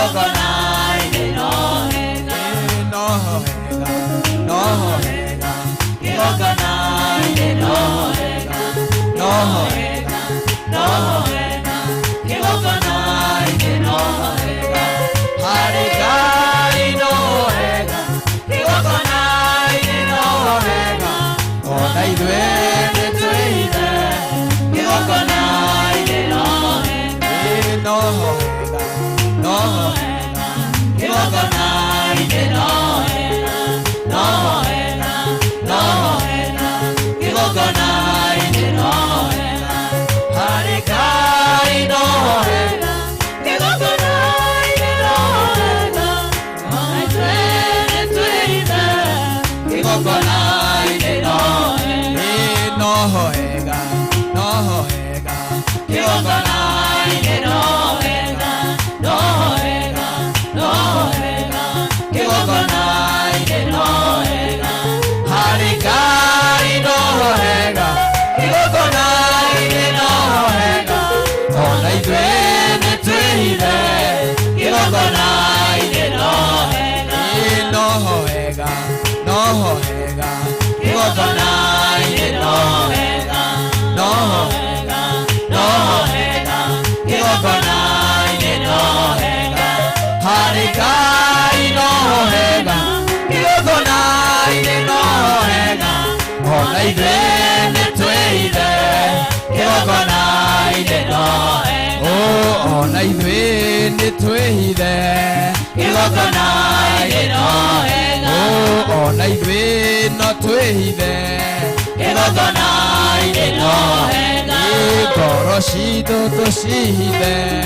kĩgongona-inĩ no hega, mĩoyo itũ tũmĩhithe kĩgongona-inĩ no hega, ciana citũ tũcihithe kĩgongona-inĩ no hega, maũndũ maitũ tũmahithe kĩgongona-inĩ no hega, tondũ no hega, no hega, kĩgongona-inĩ no hega, no hega, no hega, kĩgongona-inĩ no hega, harĩ Ngai no hega, kĩgongona-inĩ no hega, ona ithuĩ nĩ twĩhithe kĩgongona-inĩ no hega, no hega, no hega, kĩgongona-inĩ no hega, no hega, no hega, kĩgongona-inĩ no hega, harĩ Ngai no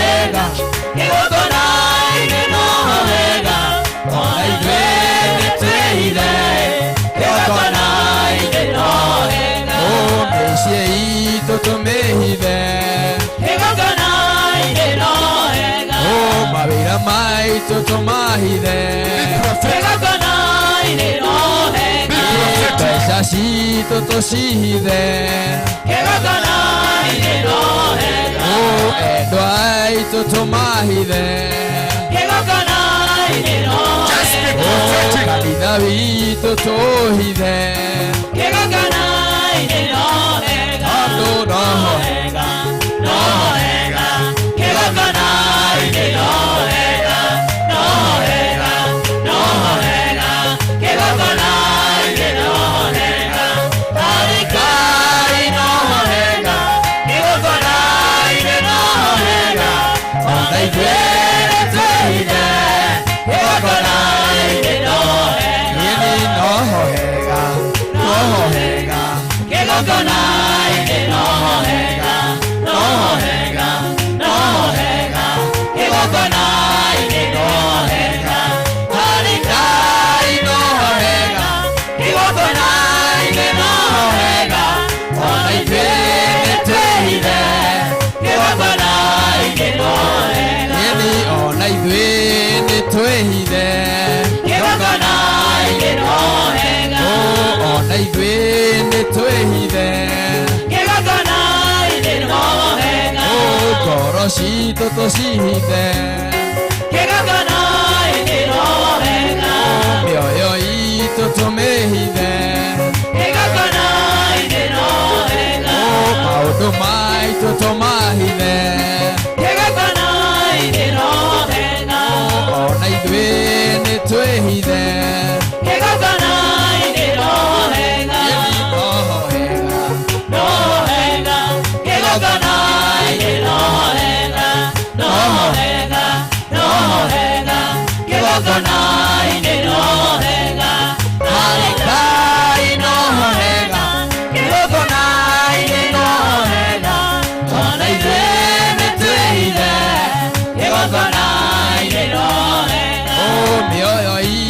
tũmĩhithe kĩgongona-inĩ no wega ũtungata tũcihithe kĩgongona-inĩ no wega kĩgongona tũkĩhithe kĩgongona-inĩ no wega tondũ no wega no wega kĩgongona-inĩ no wega no wega no wega kĩgongona-inĩ no wega harĩ Ngai no wega kĩgongona-inĩ no wega ona ithuĩ nĩtwĩhithe kĩgongona-inĩ no wega no wega no wega kĩgongona-inĩ no wega no wega no wega kĩgongona-inĩ no wega harĩ Ngai no wega kĩgongona-inĩ no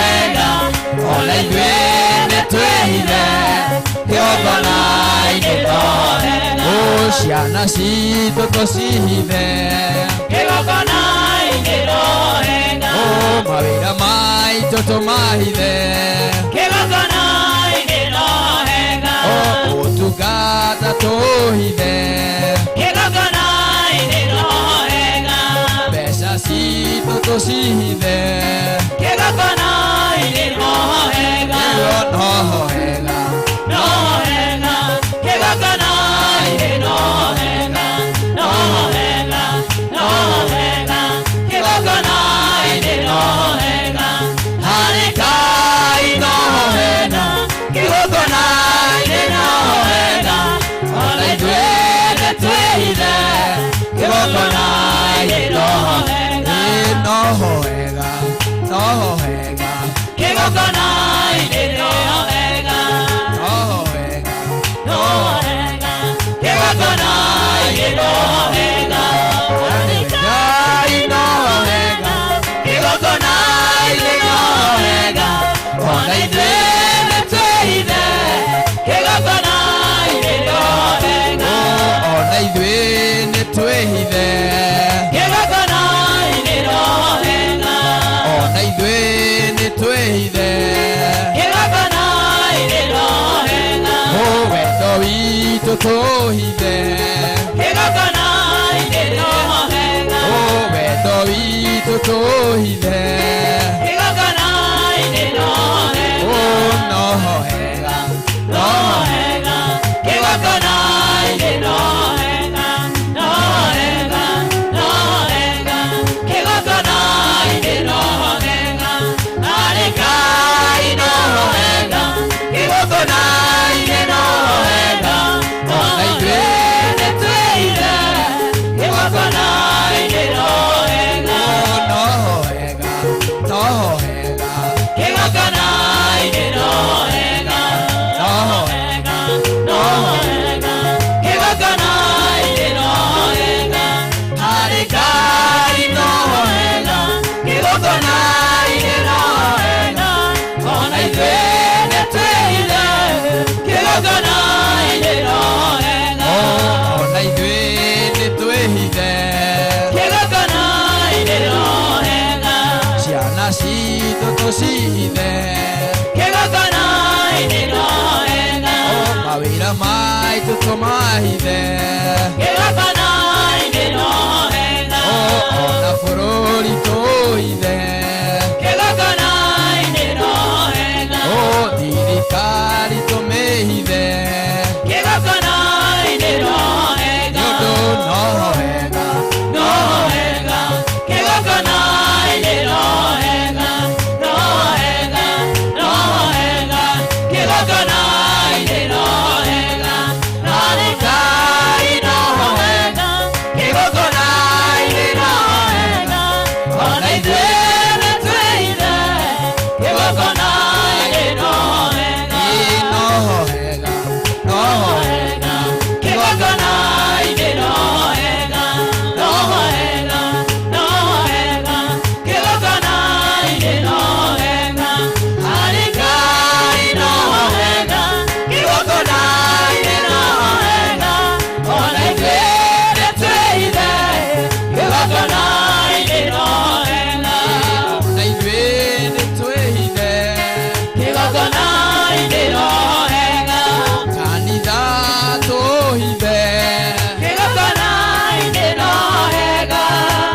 witũ tũmaithe kĩgongona-inĩ no hega ngwatanĩro tũmĩhithe kĩgongona-inĩ no hega no hega no hega kĩgongona-inĩ no hega no hega no hega kĩgongona-inĩ no hega harĩ Ngai no hega kĩgongona-inĩ no hega ona ithuĩ nĩtwĩhithe kĩgongona-inĩ no hega no hega no hega kĩgongona-inĩ no hega no hega no hega kĩgongona-inĩ no hega harĩ Ngai no hega kĩgongona-inĩ no hega ona ithuĩ nĩtwĩhithe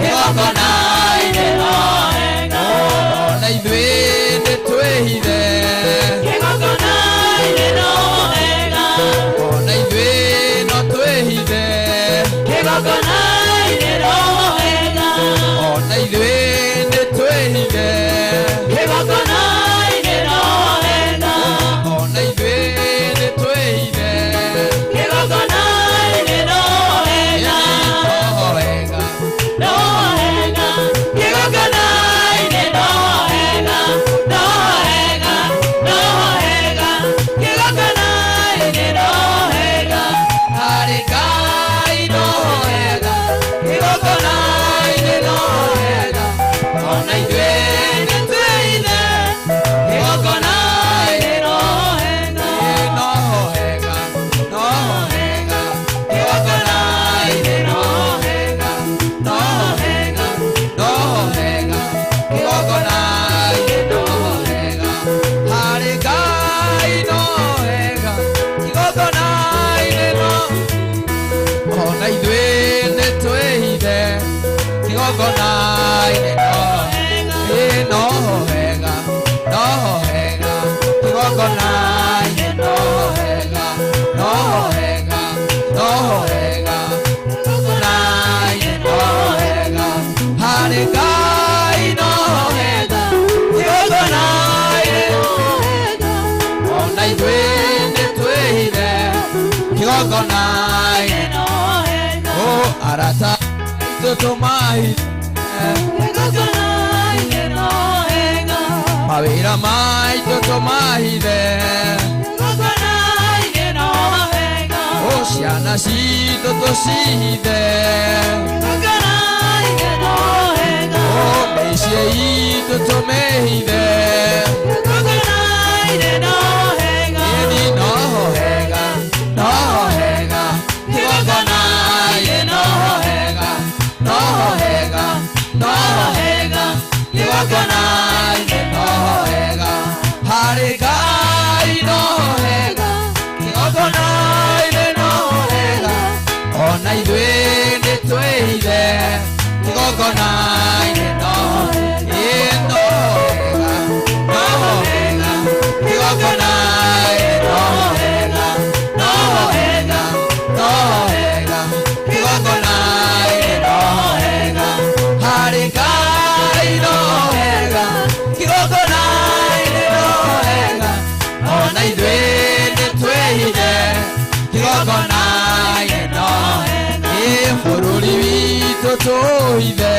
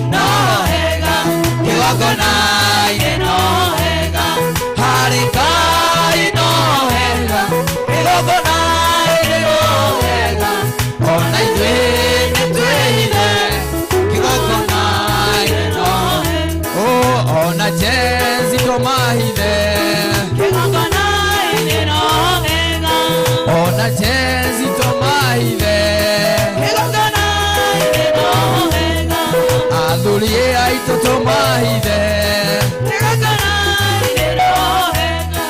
atumia tomahithe Shikana tu. Katu hapo. Tutaendelea. Shikana tu mikono. Shikana tu mikono. Jitana itumoko.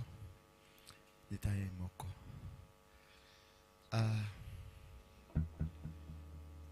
Kama vile tulikuwa na Sunday, we had the spirit that manifested here against me, against the ministry. The same demon had come today, and the demon has been destroyed. Amen. Thank you, Jesus. And this demon is a demon of the ancestors. See, the spirit of the ancestors that keep dragging you behind. You try to move. You try to go forward, but the ancestors, your late mother, your late grandfather, your late great grandfather, they had a control over your life. They have been controlling you in whatever you do. They have even sent their agents to come and make sure that nothing happens here. And this is what has caused you to have the stagnation of your life. But as I speak tonight, as I speak today, that as the Lord, the King of Kings, the God of heaven, when Samuel, is it Samuel? No. When Saul went to Samuel, to a witch doctor, it is Saul who went to a witch doctor to seek counsel, that he raises the spirit of Samuel, that he may give him direction of his life. They were able to raise the spirit, but when the spirit came, it told Saul that because you have disturbed me, tomorrow, time like this one, I will be with you where I went. I want to decree and declare today, any ancestral spirit,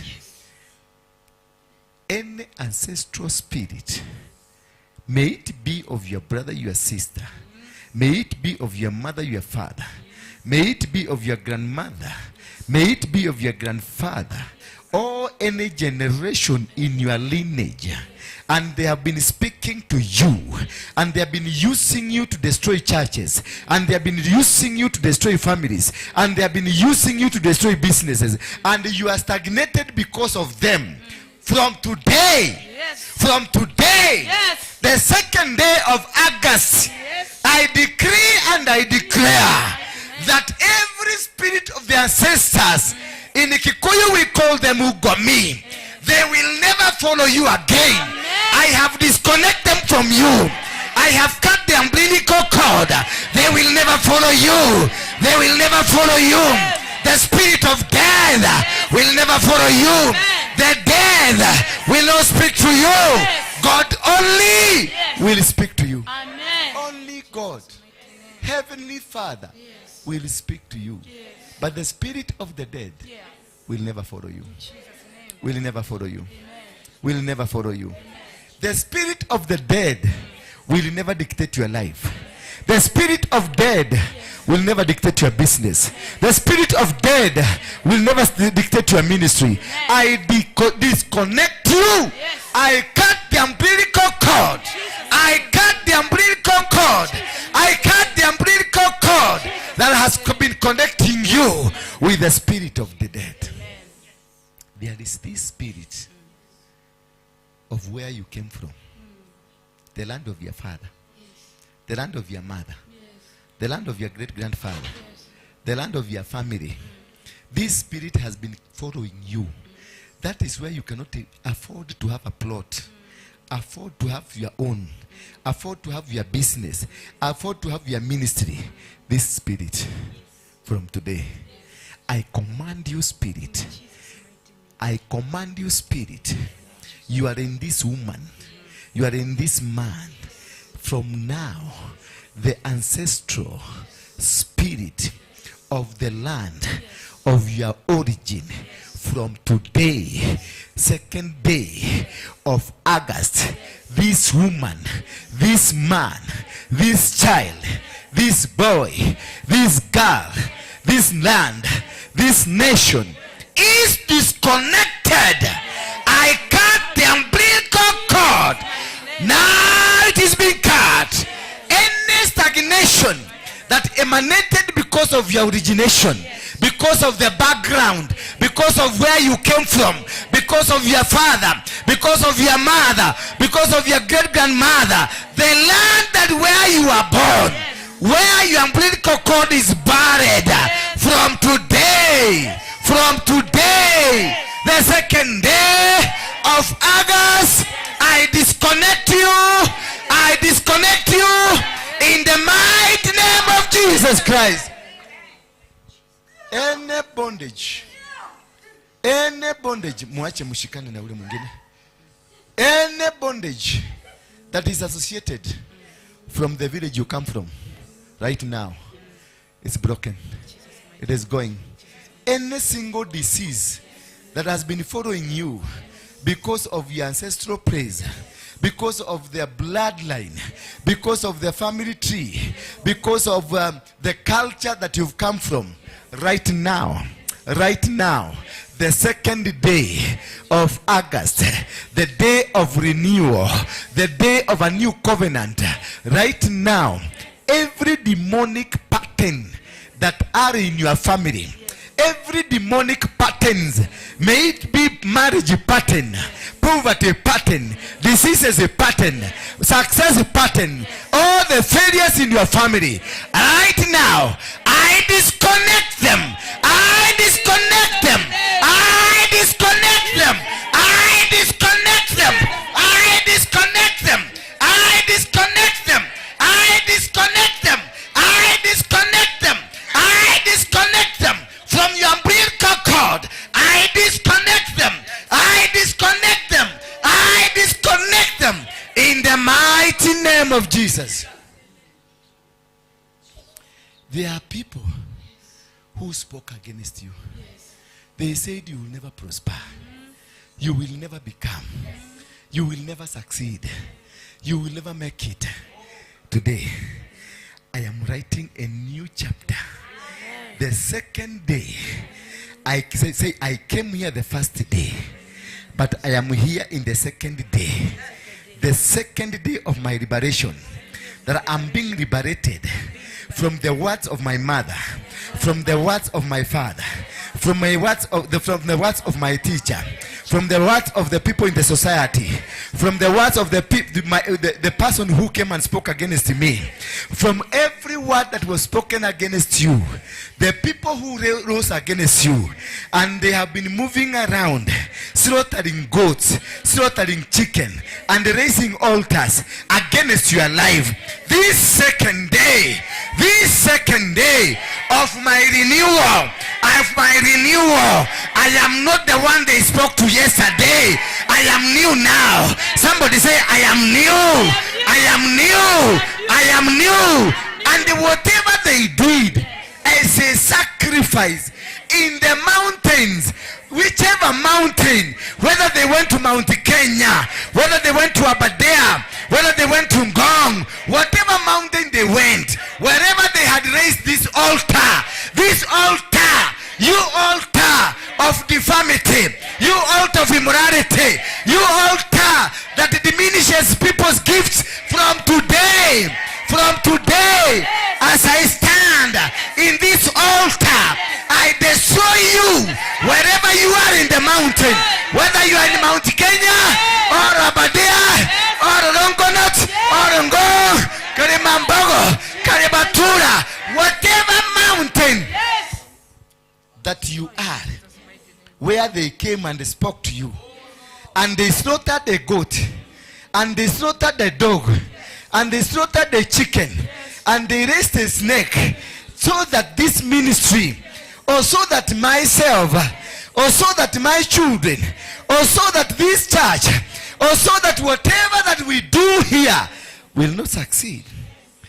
As you raised that altar, and maybe you used fire and the smoke went up, may that smoke consume you wherever you are.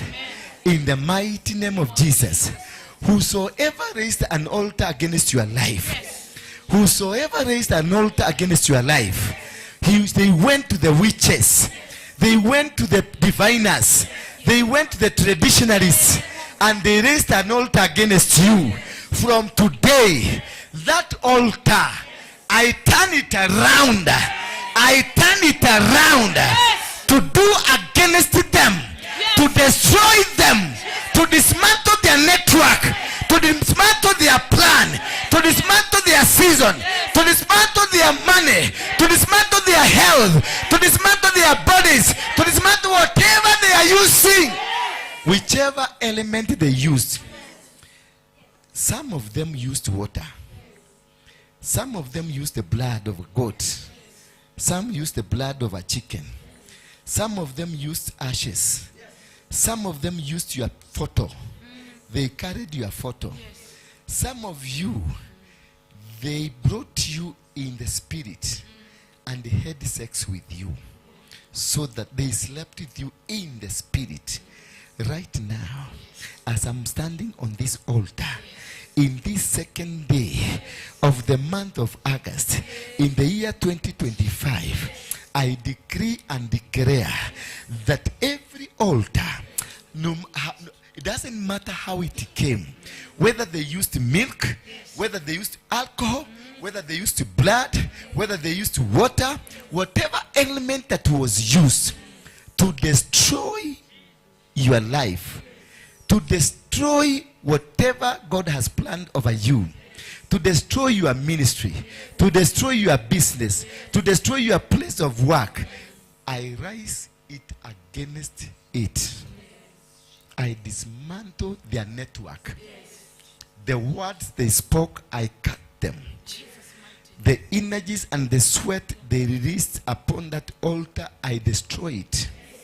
I raised the altar of Elijah, where he raised 12 stones representing the 12 tribes of Israel.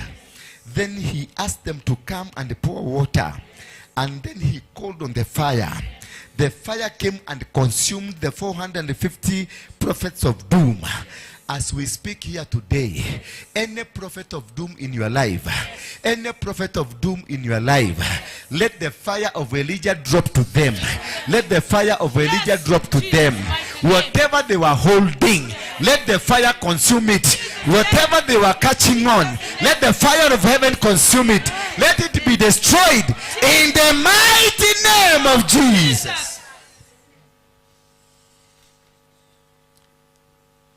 Your people, when you were born, they took your umbilical cord, they buried it somewhere, then the dogs came and ate it. That is why you have always been followed by the spirit of sexual immorality. From today, whatever that was eaten by the dog, by the cankerworms, and by anything that destroys your fruits, from today, I disconnect it from you. I dismantle it from you. You are no longer a slave of this world. This world will be your slave. In the mighty name of Jesus Christ. Now, hold on. Just keep quiet. The angel of the Lord is coming to confirm to us what we have done, that it has been accepted. The sacrifice that we have raised. Father, receive this sacrifice. Similar to the sacrifice that Samuel had of a cow that he took to Jesse's family. They slaughtered it, and then you gave him somebody to anoint. Anoint your children now. Use them now. Turn them to be your vessel. Let us hear from them as they speak confession of what you've done to them. In Jesus' name. May the Spirit of God now, may you have the visitation of the Spirit of God. You inashuka. May it come to you now. Receive it now. Receive it now. In Jesus' holy Holy Spirit, take control. This is your sons and your daughters. Let them receive from you. In Jesus' name.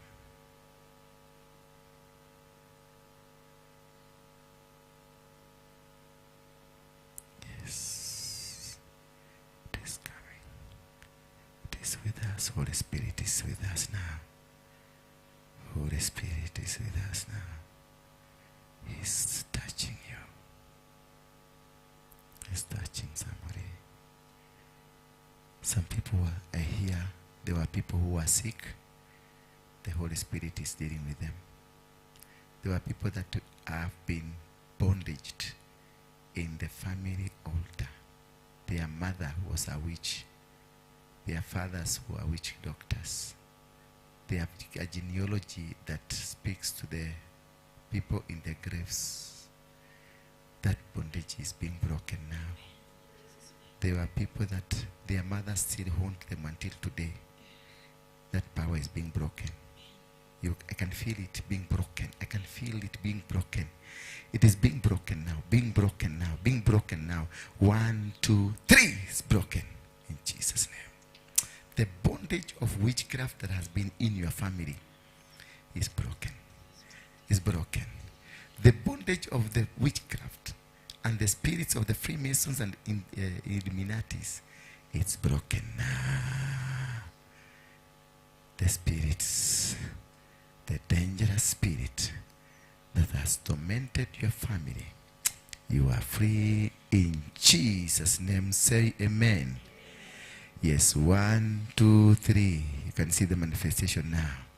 Ndio inashuka sasa, inashuka sasa. Jiachilie tu kwa Mungu, jiachilie tu. Jiachilie tu Roho Mungu akushughulikie, akushughulikie. Let them come inside your body, inside your veins, inside everything, your brain, your spirit, your soul, your body. Inashughulikiwa. You are being cleansed now. Unafunguliwa. Mishipa yote inafunguliwa. Nguvu zote za giza zinaondoka. Mipango yote waliokuinulia, waliokupangia inavunjika katika jina la Yesu Kristo. Katika jina la Yesu Kristo inavunjika. Inavunjika in the mighty name of Jesus Christ. In the mighty name of Jesus Christ is going. It is going. Whatever has been tormenting you is going. It's going in the mighty name of Jesus Christ. Whatever that has been working against you, whatever spirit that was released to you now, it is gone in the mighty name of Jesus Christ. In the mighty name of Jesus Christ, is gone. It is gone. It is gone, my brother. It is over now. It is over now. It is over now. It is over. It is over now. It is over now. In the mighty name of Jesus Christ, it is over now. It is over now. It is over now. It is over now. It is over now. It is over now. It is gone in the mighty name of Jesus Christ. In the mighty name of Jesus Christ, it's gone now. It is gone now. No more challenges. No more forces of darkness in your life.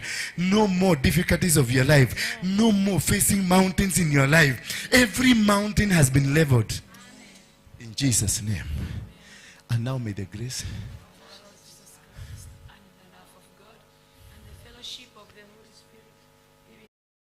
lives.